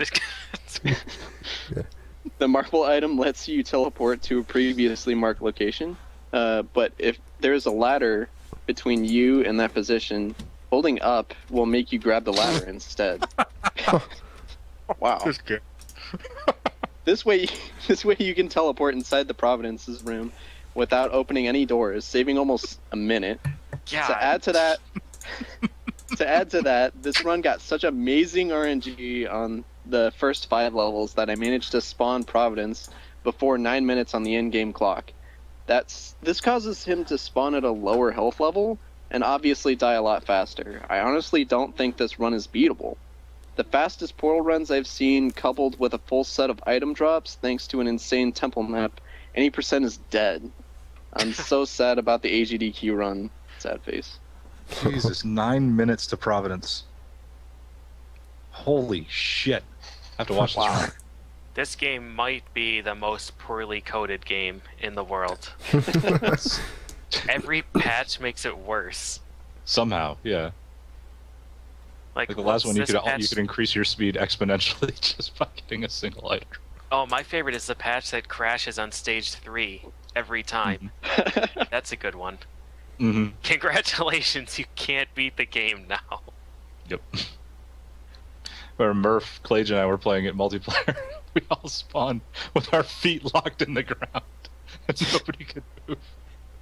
It was great commentary. Murph goes, "I can't move." Clage's like, "I can't move." I'm like, "I can't move." Well, Yep. reset, and that was the first level. What a game. Yeah, Cool. Well, speaking of great games, this next game we have here is River City Ransom. This is any percent run in 740 by Darkwing Duck. I think he got this before AGDQ. Oh yeah, he says right in his comments, happened right before AGDQ. Great run, except it didn't get the Dragon Twin cutscene skip, so that's 9 seconds lost. Fiesel reportedly beat it, and it was on CNN or Fox News. Fiesel, let's get the story straight. This was... I gotta thank RomScout for helping me troll Darkwing. I got Rom to tell Darkwing that I had beaten his River City Ransom time when we were just sitting there in the practice room playing. And not only that, but the camera crews were there and they recorded Darkwing's record being beaten. And of course that wasn't true. That's not what happened at all. But Rom sold it really well. Even better than I could, because I think Darkwing could tell when he talked to me that it was not actually true. But the look of panic on his face when I first ran into him, I could tell that he was on his way to find the nearest console so he could just start doing attempts immediately to get it back. It is national news that you no longer have a City Ransom record. That's right. The whole world is laughing at your loss of the record. That was pretty amusing. I got to thank Rom for helping with that ruse. Tune in at 10 to find out that your dream has been crushed. Speaking of things that would make the evening pretty damn well, here's RoboCop versus the Terminator. Yeah. NES 90% in 1949 by Insult. It says, on Power Pack, this game was never officially released, but was developed alongside the SNES, Genesis, Game Gear, and Master System ports. Canceled before the production phase. The finished prototype was eventually released online. You jump a lot. Also, you can zip. This is still a pretty young run, so I'm sure there'll be new routes and strats figured out. Maybe you will be the one to find them and become speedrun famous? This game is legit. This game is legit garbage. Insult and Dexter was playing this like the last 2 days of AGDQ non-stop. And that's all they do now at home as well. Like both Dexter and Insult is streaming this. Like whenever they're online, this is their jam. Yep. And it's such a silly like how you sip in a game. Like you just, if your sprite is like wide enough to squeeze in between like 2 platforms, you will just sip. Wow. So you'll sip to the next open space. So what they're trying to do is like go down to the corners of the stage and find a way to get out of bounds and then screen wrap to the exit, which is often like in the lower parts of the stage. Yep. I just saw him kill lava and then zip through it. Yeah, don't worry about that. A section of lava just got killed. Lava had it coming. Jumped right. Yeah. Yep. Would you leave like lava? say try to go out of bounds, like it's a challenge for them. Yeah, this game, Insult and Dexter were working on, I think that they found the skip while they were there in the practice room at AGDQ, and they worked out the route for doing the out of bounds. Pretty neat stuff. Yeah, it all started with Insult just going through his power pack trying to find like something new to play, and then he found that that game. Dangerous strat. Trust me. He was telling me that this is his next speed game, and he had fire in his eyes. He's gonna take this game down. It's funny like how they started up, because like Dexter got intrigued because he thought it looked a lot like Batman with like the palettes and everything, which is kind of does. And even Cypher came into the practice room like, "Oh, Dexter, you're playing Batman," and then I take a look at it like, "What? Wait, that's not Batman." Insult says we cut 10 minutes this week. Yep, the most legit game. Yeah, it's actually quite funny. All right, we got another Robo game. This game is called Robo Demons. Oh no, go ahead. You can read it, Gilder. I was gonna say I'll continue reading if nobody. Please do. In, but... So Robo Demons on the NES, any percent 946 by Zaki the Hybrid. Another Zaki record this week. And it says Robo Demons is an unlicensed game by Color Dreams. Oh, good. Starting strong already. So you know it's good. In which you can, yes, a most great warrior. No, seriously, that's what the manual calls him. Who sets out on a trip through hell to stop the demon Kull and his army of Robo Demons. With a plot like that, you can already tell this game is special. But even special games need some attention, so I obtained a cart and took on the task. Still going to be working on improving this one for a bit more, though, as I know I can do better. Good plot.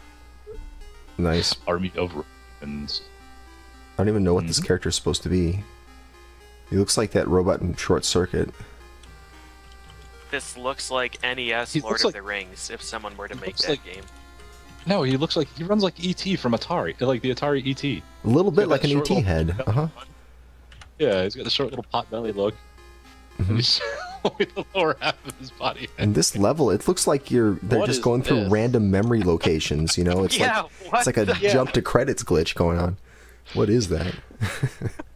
This is like that one Action 52 game that just has like faces drawn in the background. This is weird. Yeah. I'm scared.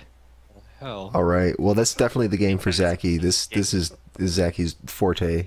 Games that that I a lot of people wouldn't endeavor to touch. Playing them very well those are though. brains 946, back pretty there. good. Yeah, those are brains. It's supposed to be brains. It looks that way. Some sort of like, I don't know, fleshy mass that looks like you could think with it. Oops. Yeah, and there's a heart in the background and everything like that. I don't know. Oh, okay, yeah, brain and a heart. I could see that. Sure. Cool. Well, It's a hell of a thing, then. awesome. Well, congrats, Saki, and thank you for finding this awesome game and bringing it to our attention. Oh, here's another game coming up here, Rocket Birds, that I've never heard of before. Does somebody want to read this, or Sure. should I? Yeah, I'll All right, take go this for one. it. Go for it. This is Rocket Birds on the PC. Any percent and 104.55 by Kill Rhubarb. Spectacular name. He says it's quite slow. I feel like I should just end the comment there. Alright, it's quite slow. I feel like it could be much better optimized. I made so many small and big mistakes, such as dying a lot, missed cutscene skips, just in general played bad. So I feel like I or anyone else could get around 30 minutes. Wow. That would be a strong improvement. That's an Yeah. enormous time difference. Yeah. He says it's a fun game to play, and learning it for speedrun hasn't lessened my love for the game. So if you're looking for the hot new speed game, this could be it. Apparently plenty of room for improvement. The run is in its infancy, so plenty of stuff to find. Wait. Somebody's record was broken, apparently. Yep, okay. Apparently this one was obsoleted, and now it's 3145. So his estimate was good. No, wait, I don't know if that was the... I don't know. I'm assuming Oh, so. no, I think he's talking... No. He's talking about Sonic Adventure DX later on. What? I That's...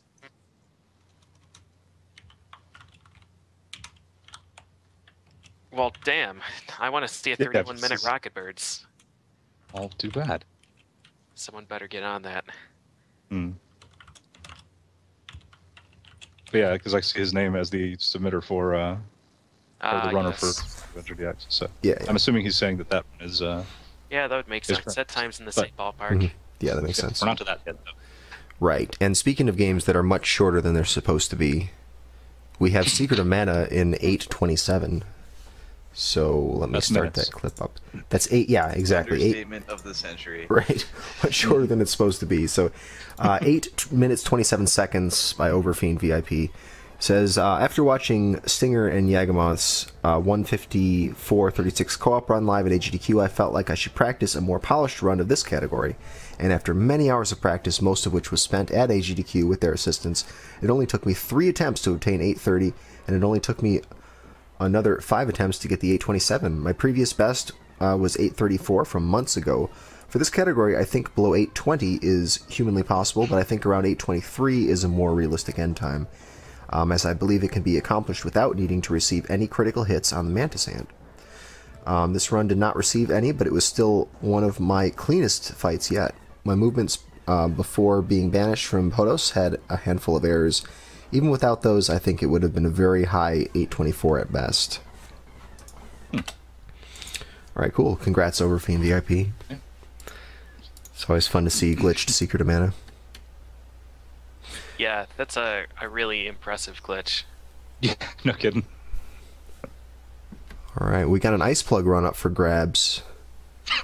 Someone's going to want this one. Go for it! It's, Succabond PC, 100%, 1943 by Iceplug. Says the results of months of solution and path determination. Thank you to the game developers that supported my speedrunning endeavors. And he smiles at them. Congrats to Iceplug. Cool. Okay, so this next one is the time which is obsolete. So. Right. Well, we can read this anyway, but bear in mind that this is not that this time has been improved. And well, I haven't played the video because we got one. Why not? But this is Sonic Adventure DX for the PC. Sonic Story in 3212 by Therio. He said a decent run, beats the last record by 8 seconds. I guess I'm submitting this shitty time to ESA again this year.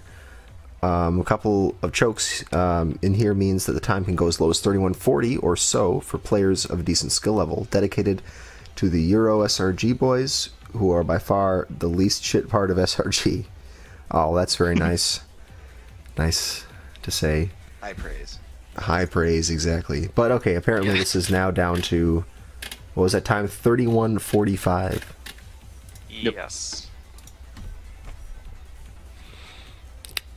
Cool. This game's fast. Don't know who has that time, but that's what the time is apparently. Speaking of shitty parts, we have Spot the video game. Yes. Nailed it. On the NES, 100% by Dugong in 032. I guess it's 32 seconds. And yeah, he says, I just found out you can turn off animations, laughing my ass off. All right. There you go. Wow, 32-second game. Oh, apparently the time is by A Mustache. By A Mustache. Yes. Spelled fancily with a mustache. So. All right. Okay. Oh, this is a game I've never played, but I always meant to. Somebody must have played this and want to say a little something about it. Maybe? Not played this version, but I've played several other SSX games.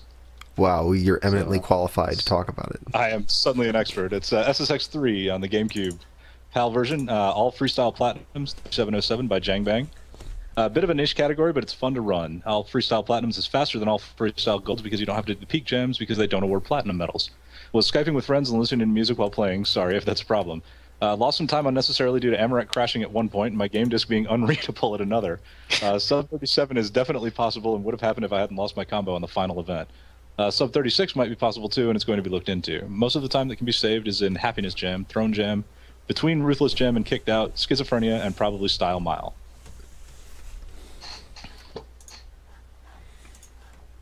All right. Fun game. Looks like a lot of fun. Seems to me we may have a guest who might know something about the next 3 runs. All right, Zallard, step you into know, that that's- void. No. I know a little bit too much about this game, I'm afraid. Alright, so this is Star Fox for the Super Nintendo. 3 categories here by me. Secret Ending, Level 2 any percent, Level 2 Warpless. And let's start out with the more unique category of the 3, the Secret Ending.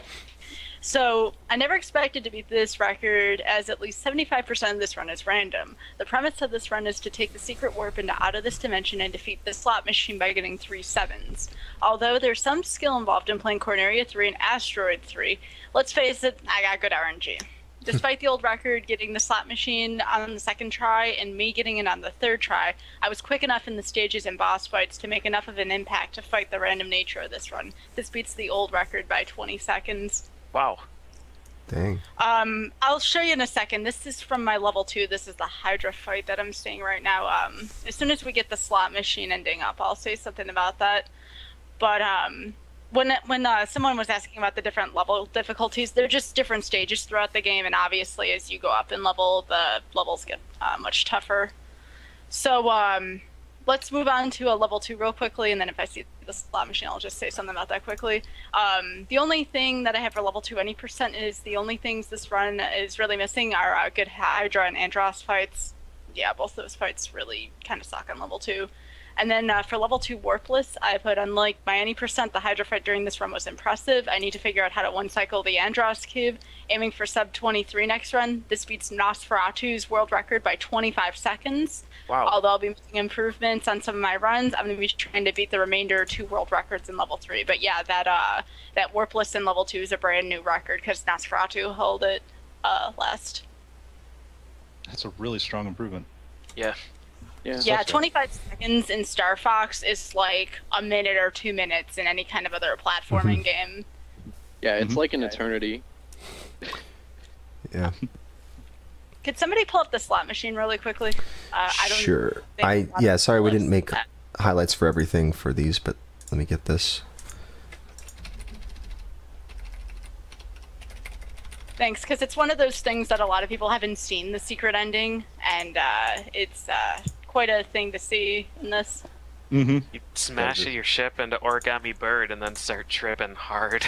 Yeah. Oh yeah, I always tell my viewers before I go into Out of This Dimension, if you are prone to motion sickness, please turn away for this entirety of the stage, because Yeah, you will get sick.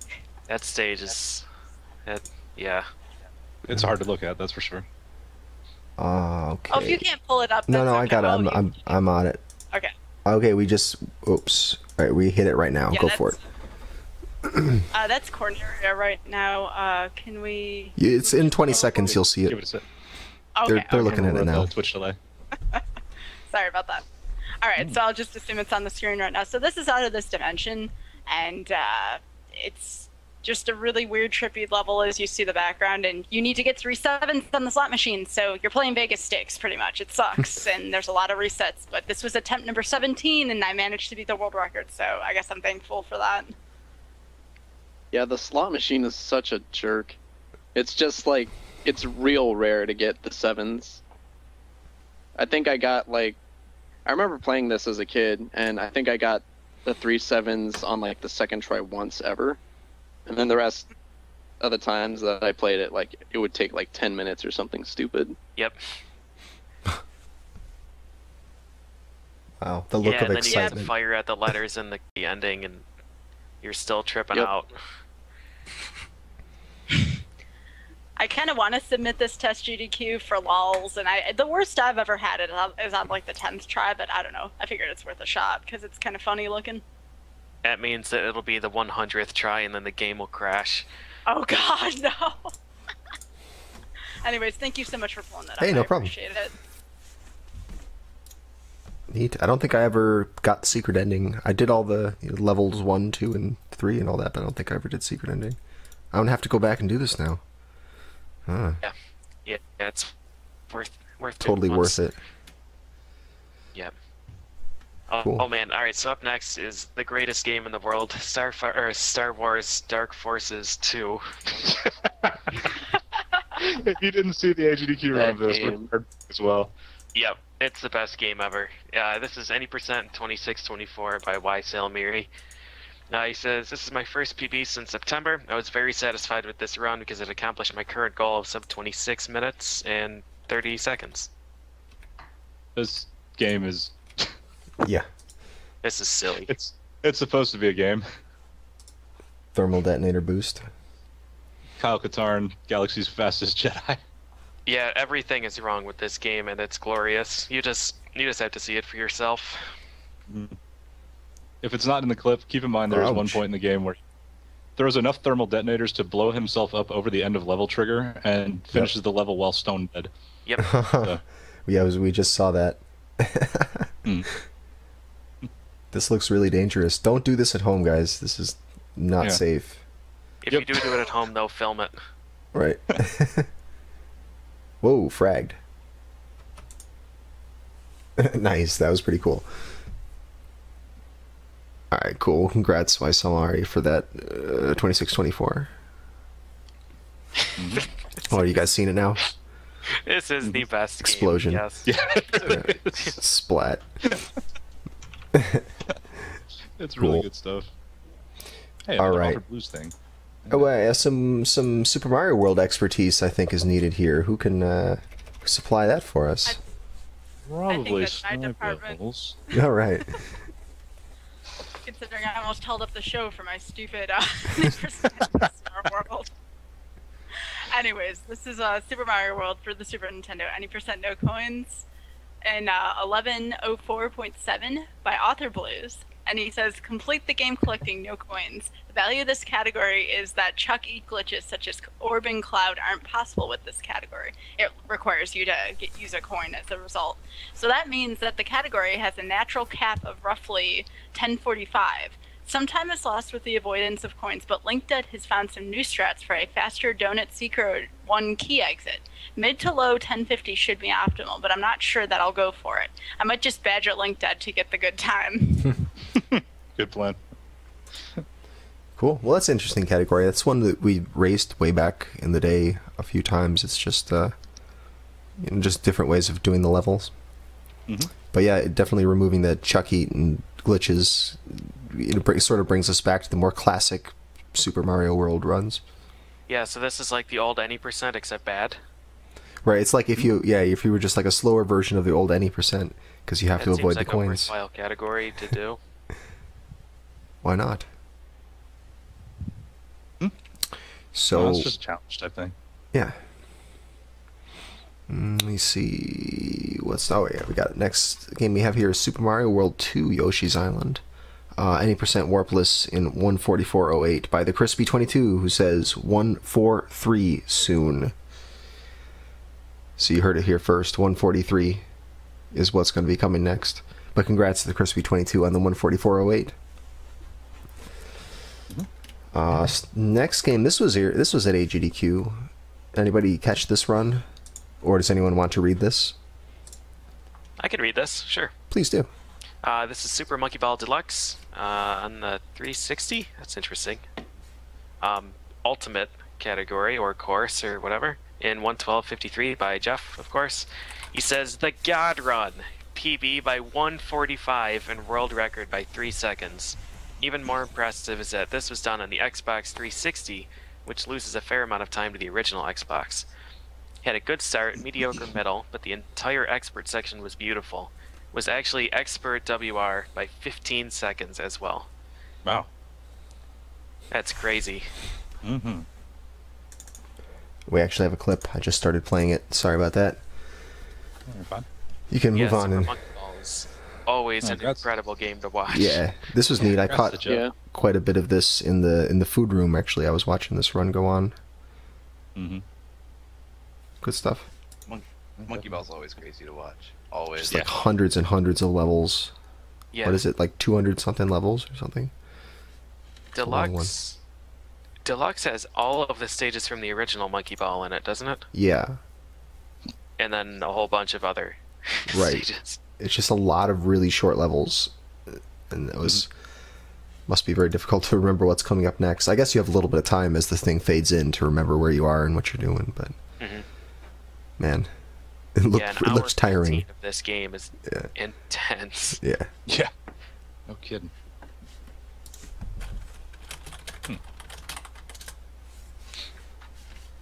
All right. Well, while this is rolling, we can talk about Super Puzzle Fighter 2 Turbo. Says arcade. I don't know what he's playing this on, but any percent normal in 720 by Blue Bomber 285. He says it's been a while since I got a good run in the arcade version. Started off sloppy in the beginning, but pressed on with a good split in stage 3. Made the green after intermission and keep the pressure on the computers. I was ahead by 14 seconds after stage 7, but RNG got me a little on stage 8 and against Akuma. Now I should really try and get that hard mode time down. It just says emulator. So yeah, it's emulator. Alright. Yeah. Cool. Stage change. PJ, if you want to keep on going, because I'm fairly certain you know the next game. Yes, please do. This is the 7th Saga, SNES, US version, of course, in 6:54:38 by Zaki.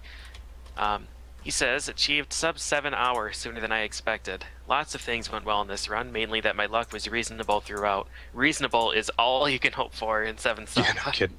That's like well above average. Although toward the end, a few major instances of bad luck cost me what could have been sub 650, such as an unlucky death to Metal Python by a critical hit that did 2 more damage than Legis' HP. But the rest of the run went relatively well with Vacuum 2 helping out and not messing up the Lux tune-up glitch and using one last safety save with it, and the usual crushing of Gorcia with super tuned up Lux. Yeah, 7 Saga is a really long run, and like just a minor bit of terrible RNG can cost you several minutes. So Isn't it something like 40 minutes if Lejes doesn't join you? Yeah, I've had Legis take over an hour to Legis. join. Yeah. Legis, Leis, however you wanna approach that name. Yeah, it's a pretty intense run. I've been really wanting to get back to this game, but I just don't have a block of 7 hours anymore. Mm-hmm. So yeah, that's a really good time. 6:54 is a really good time. Well done, Zaki. Yeah, nice job. Yeah. I still marvel at people who have not just the time, but the patience to run a 7-hour-long game. I couldn't that's do it. pretty So amazing. shout outs to all y'all. Yeah. Okay. Who wants to read the Expendabros for us? I can do it. Yeah, jump in. Yeah, alright. So this is the Expendabros on PC, any percent, in a time of 5:01 by Mirror's Minds. Finally, I got a new PB. Still not satisfied. I got good RNG overall. The time is without loading times, and the next goal will be sub 5. So, Nice. real close. Yep. You want to move on to the next one too? Oh, I think we might have someone Breakdown more might- qualified to read yeah. this. Oh, we have a Possibly. qualified leader of Possibly. this. Oh, cool. Yeah. Certified expert. I do love this This game game, I'm- but Breakdown should go for it. All right. This game is amazing. I hope you're being serious when you say you love it, because it's a good one. But No, I'm GG Shinobi, dead serious. It's good. that's great. It's I'm actually glad to good. hear it. It's surprisingly good. Yes. It's very good. It's a very good game. But yeah, good Game Gear game, the GG Shinobi. The 100% category in 1130 by Greenalink. 100% is basically collecting all the health expansions. This run is still in development of improving, and thanks to Breakdown's SDA SSS tournament time back in 2009, I got to view a few movie input files for this game, and it gave me some great ideas for future runs. This run is played on a capture modified 3DS. So yes, it's in the 3DS marketplace. Okay. Cool. But yeah, a really cool game. And the 100% category is interesting. Adds some depth to the routing a little bit. So in terms of like actual like stage transit navigation, which is pretty neat. So fun to try to wrap your head around. This next one's one I've been staying up late to watch every now and again. Oh, yeah, me well, too. At least while he was still doing attempts. But the original Legend of Zelda on the NES US version, any percent no up and A warping, in 3029 by Darkwing Duck. He says, crush the end game. Start wasn't exceptional in the Dark Knight room, and level 5 was average instead of great. It's pretty much the highlight shows why the run isn't quite good enough. Fees, I don't know if you pulled the highlight of that or not, but.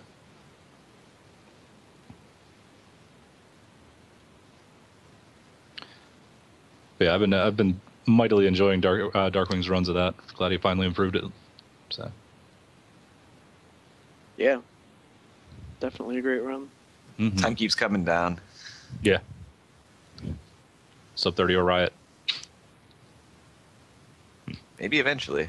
Yeah, very eventually. That would take some serious. Oof. The game doesn't Well, play. The game doesn't play nice. Well, Sub 30 was claimed back in the day, but those were proven to be cheated.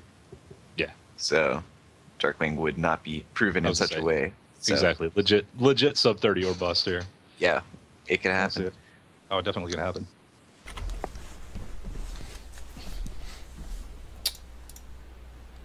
All right. What's going on, guys? Not much, man. How you doing? Just looking at the Lion King over here. What's up? Speaking of PAL version. riots, On the PAL version of the NES.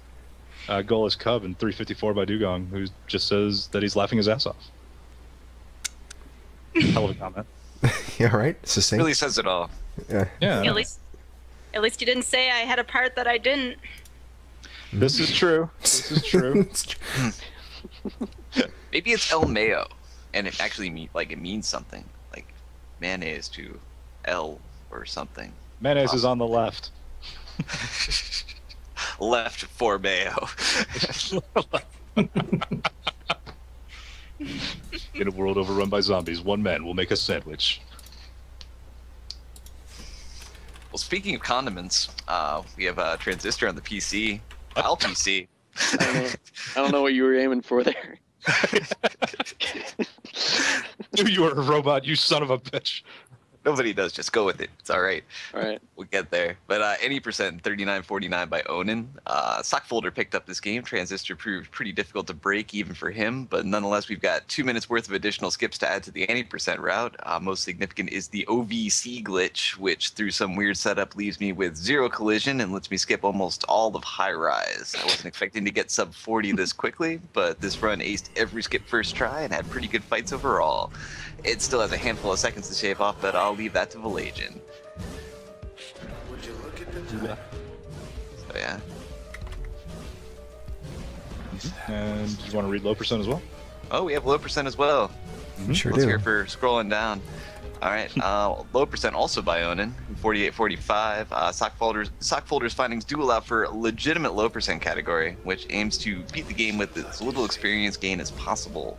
This run is pretty bad with some major time losses and 2 route errors, but it's a decent demonstration of how the category looks, which is every fight on Goldwalk is skipped, only 1 fight on Canals is done, only 1 fight on High Rise is done, including skipping the Spine, and every fight on Bracket Towers is skipped.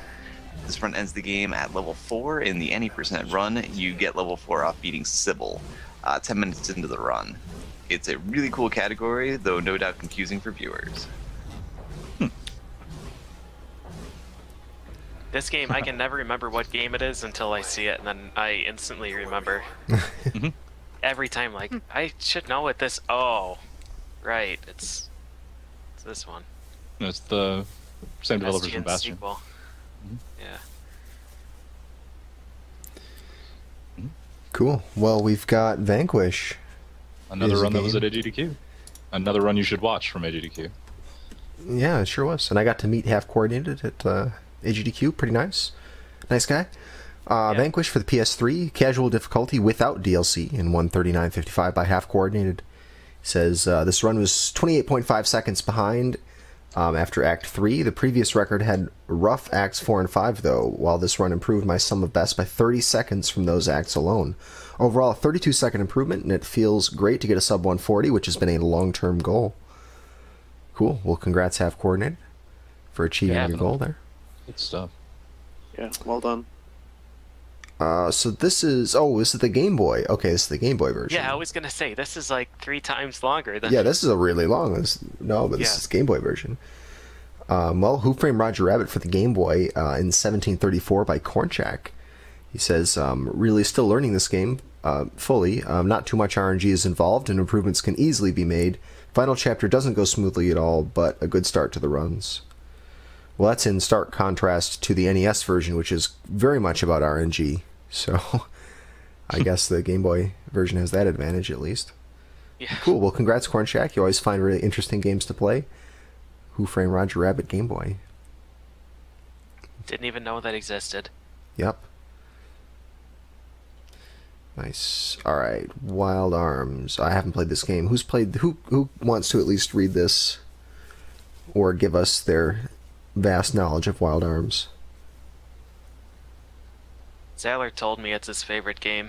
Oh, he did say that, didn't he? Yeah. Yeah. He said after Punch Out, Wild Arms. Dang. I mean, I guess I saw my brother play this once. So See, that's... I knew it. That's Yeah. You're so qualified. You didn't speak Dang. up. Come on. All right. So this is Wild Arms. I'm guessing a PS3 release. Any percent with it says ace, but I'm guessing that means arbitrary code execution. Yeah. Yeah. In a time of 54:54 by Chaos Twitch. First sub 1 hour run using arbitrary code execution to run code using specific spell names. Basically, character becomes corrupt, and we use apples to change the code. That's pretty great, I have to say. We reload a previously made save, but the code remains changed, so that when the final battle occurs, it changes Rudy's position to the final cutscene of the game. Shoutouts to Power of the for figuring all of this out. Wow. That's pretty good. Dang. That's a Yeah. shame. Yeah. 32 health out of negative 21,000. He's be ready fine. for battle. I got this. Oh, man. Okay, Yikes. and final page, last page hype. Only one record on it, and what a record it is. Diesel, why don't you bring us home, man? Sure. All right. Well, Winnie the Pooh's Home Run Derby. Yes, It's really that's what it is. Brilliant. Winnie Pooh's home run derby. This is Winnie the Pooh knocking it out of the park over and over again. 1950 for the time by Cards of the Heart. Says, this Flash game gets quite the reputation for getting ridiculously difficult towards the end. Really, it's just Christopher Robin that's bad. And Owl. Owl's pitches are the worst.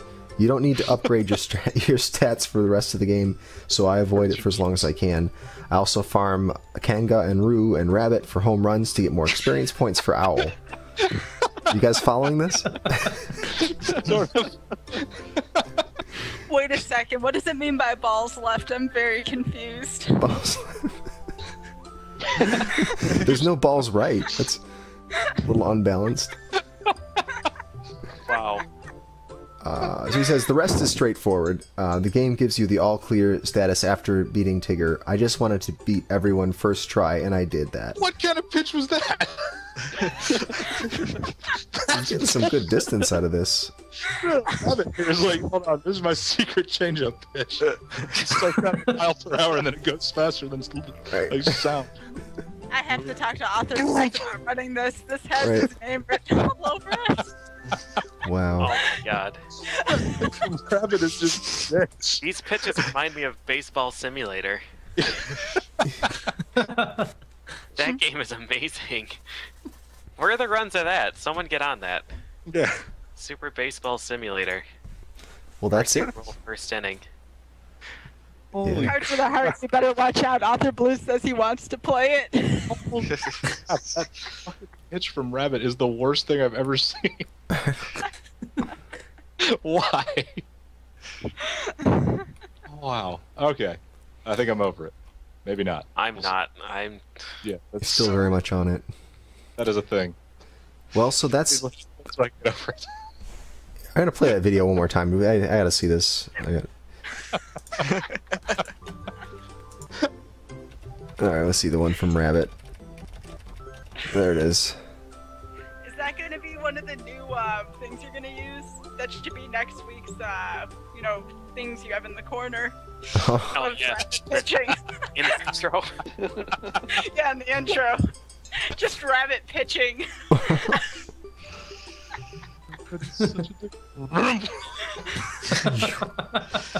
Deceptive.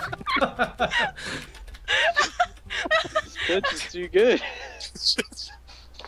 Winnie the Pooh's home run derby. I can't believe it.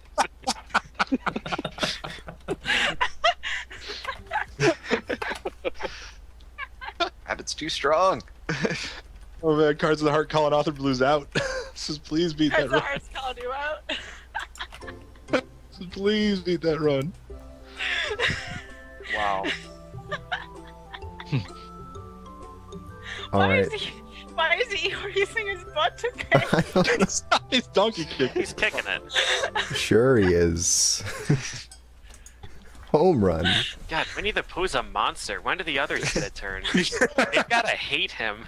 Hey guys, you wanna pitch at me and then go chase the ball? For next hour. That's your graphic for next week. Take notes. Holy shit. What year is that game? I don't know. Every Two- year. Yeah. I Oh, am. goodness. Yeah, well, I've learned a game that exists tonight. All I feel right. that I've come with true knowledge. What a way to end it. I'm hitting the split on this records. That was a lot of records, guys. 75 records. Wow. Yep, 15 pages. Nice. We did it. We did it. I just want to Congratulations. take a post-record section nap now. I can't stop laughing about that. I'm so sorry. Mikey says Critical's comment on this game. The owl is made of asses. Apparently the owl has a really rude pitch.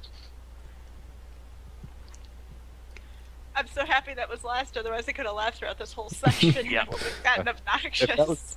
If it was like a Winnie the Pooh story home run derby, then we'd be screwed. Oh, goodness. So what now? Anything to announce? Anything cool happening? What's going on in the world? SRL's having their race series, the post AGDQ. They're trying to get people into racing some games. Yep. And so they've been doing that every Saturday. They just... What was the one they did this most recent Saturday? That was Master Sword or something? Master Sword, yeah. Yeah. They Over did it. 300 entrants. Yeah. Should have gotten in on that. Crazy. But I was doing SGL at the time, or preparing for it. I was dead at the time. Or I was dead. And they're doing it again next week, and it's going to be Sonic, I think, one of the Sonic games. Sonic 2. Sonic 2, there you go. And I believe they do that at 2 p.m. Eastern time. I could be just making this time up, but it's sometime in the early afternoon. Eastern time. One more time, Author Blues had reminded people to sign up for the Mystery Game Tournament 6, so I'll post that link in the chat a couple of times. Oh, yes, please do. If you want to go to Mystery Tournament 6 or participate in it, go ahead and sign up over there at mystery.beatthegay.me. That sounds really horrible. Yep, that sure does. Huh. I should have thought about that before I read it, but remember, we're contractually obliged to not think about what we say before we read it. Yeah, that's why you're on the show, right? I know. If you thought before you read things, we wouldn't have hired you. Pretty much.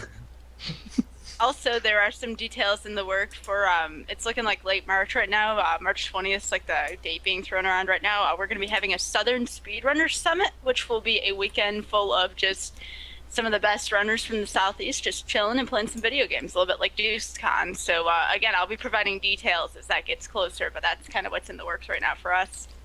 You host that after I move out of North Carolina. Nice. You can still come if you want. Nope. That state Wait, no what? longer exists to me. What's going on, Skybilz? I completely blanked out.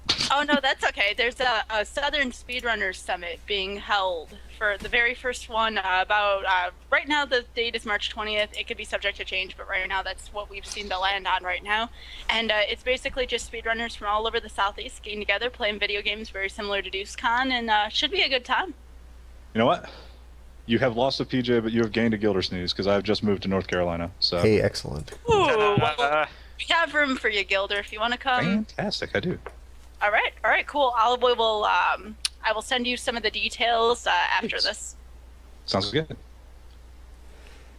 Nice. All right. Anything else? Let me see. It's going to be a while before the SGDQ sign-ups happen. I think the game proposals don't start till March, so we got a little bit of time. Yeah, it'll be a little while.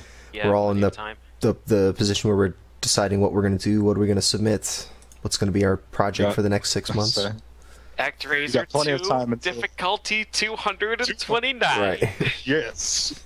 You've got plenty of time until all of a sudden you're like, holy crap, I've got 2 days left. Yep. So, Well, I'm submitting Star Fox, so I hope there will be some Star Fox Super Nintendo love. get it. I may actually resubmit Demon Head. I don't think it's a repeat performer, but what the hell? It's what I know. Worst they can say is no. No, they could say worse than no. Well, they can. What the hell were you thinking? Hey, I got to ban a bot. Yeah, nailed it. Fun. You beat me to it. I'm a little too quick for you. Speed strats. So who are we going to raid? I'm looking right Start now. looking around. Legacy the Wizard is happening. Oh my god. What? What? The wizard is happening. Appealing to those feasible sensibilities. I know. I'm already gone. See you guys later. Yeah. Looks like there's. I think the Skype call has a suggestion. I approve. Wait. Can I just suggest something really quickly? Go for it. Mhm. I know Oth's streaming 96 Exit, and he's been kind of hurting for a PB. We could see Author Blues. Let's see more. I don't know. Yeah, I'm that gonna do a guy split gives us runs of things. He does actually. He had several records this week. Let's go Gives see me Author. that run thing. Rude. Truth. Rude. Right. I'm for it. All right, Yeah, go I for have it. no problem with that. All right, cool. Okay. We can point out that there's also Z-Wing doing Mega Man X5 if you guys want to watch that as well, and Murph Gator doing Arcade Final Fight, some other alternative raids, but our official raid is going to be our buddy Author Blues. Yeah. Oh, yeah. We need a Winnie the Pooh raid message. Skybilz is completely correct. Right, yes. Like hit it out of the park or something. Right.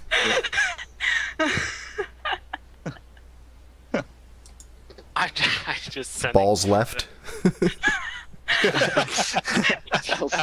it, yes, I like it, hang on. What? Hang on, I got this. Okay. Got it. All right. All right. Y'all copy that up into your browser. Here's the link. Well, that's not even it. Don't look at any of my messages ever. Somebody time me out. I am way too caffeinated. Although that's a pretty good rate message too. Whatever works. I like balls left. But... I like balls left as well, but you could use my error. Oh, I can't time you out because you're a mod. Here. Damn it! Whatever. Hang on. That's fine. Go see Author Blues. Tell him balls left. Tell him whatever you want. Yes. Balls left. Come on. Do it. Go There there. you Do it. Good. Oh, someone in this channel mentioned Chipotle. What? Oh. Bastards! Man. Well, I'll see y'all later. Yeah, thanks for having me. Yeah. Yep. Thanks for coming. Guys, appreciate it. Thanks for having me on. Yes, thank you very Yeah, much. thanks for being on. We appreciate it. Yes, Have thank fun you at for work, having me. Rich. Yep. See you later. All right. Everyone take care. Bye-bye. See y'all later.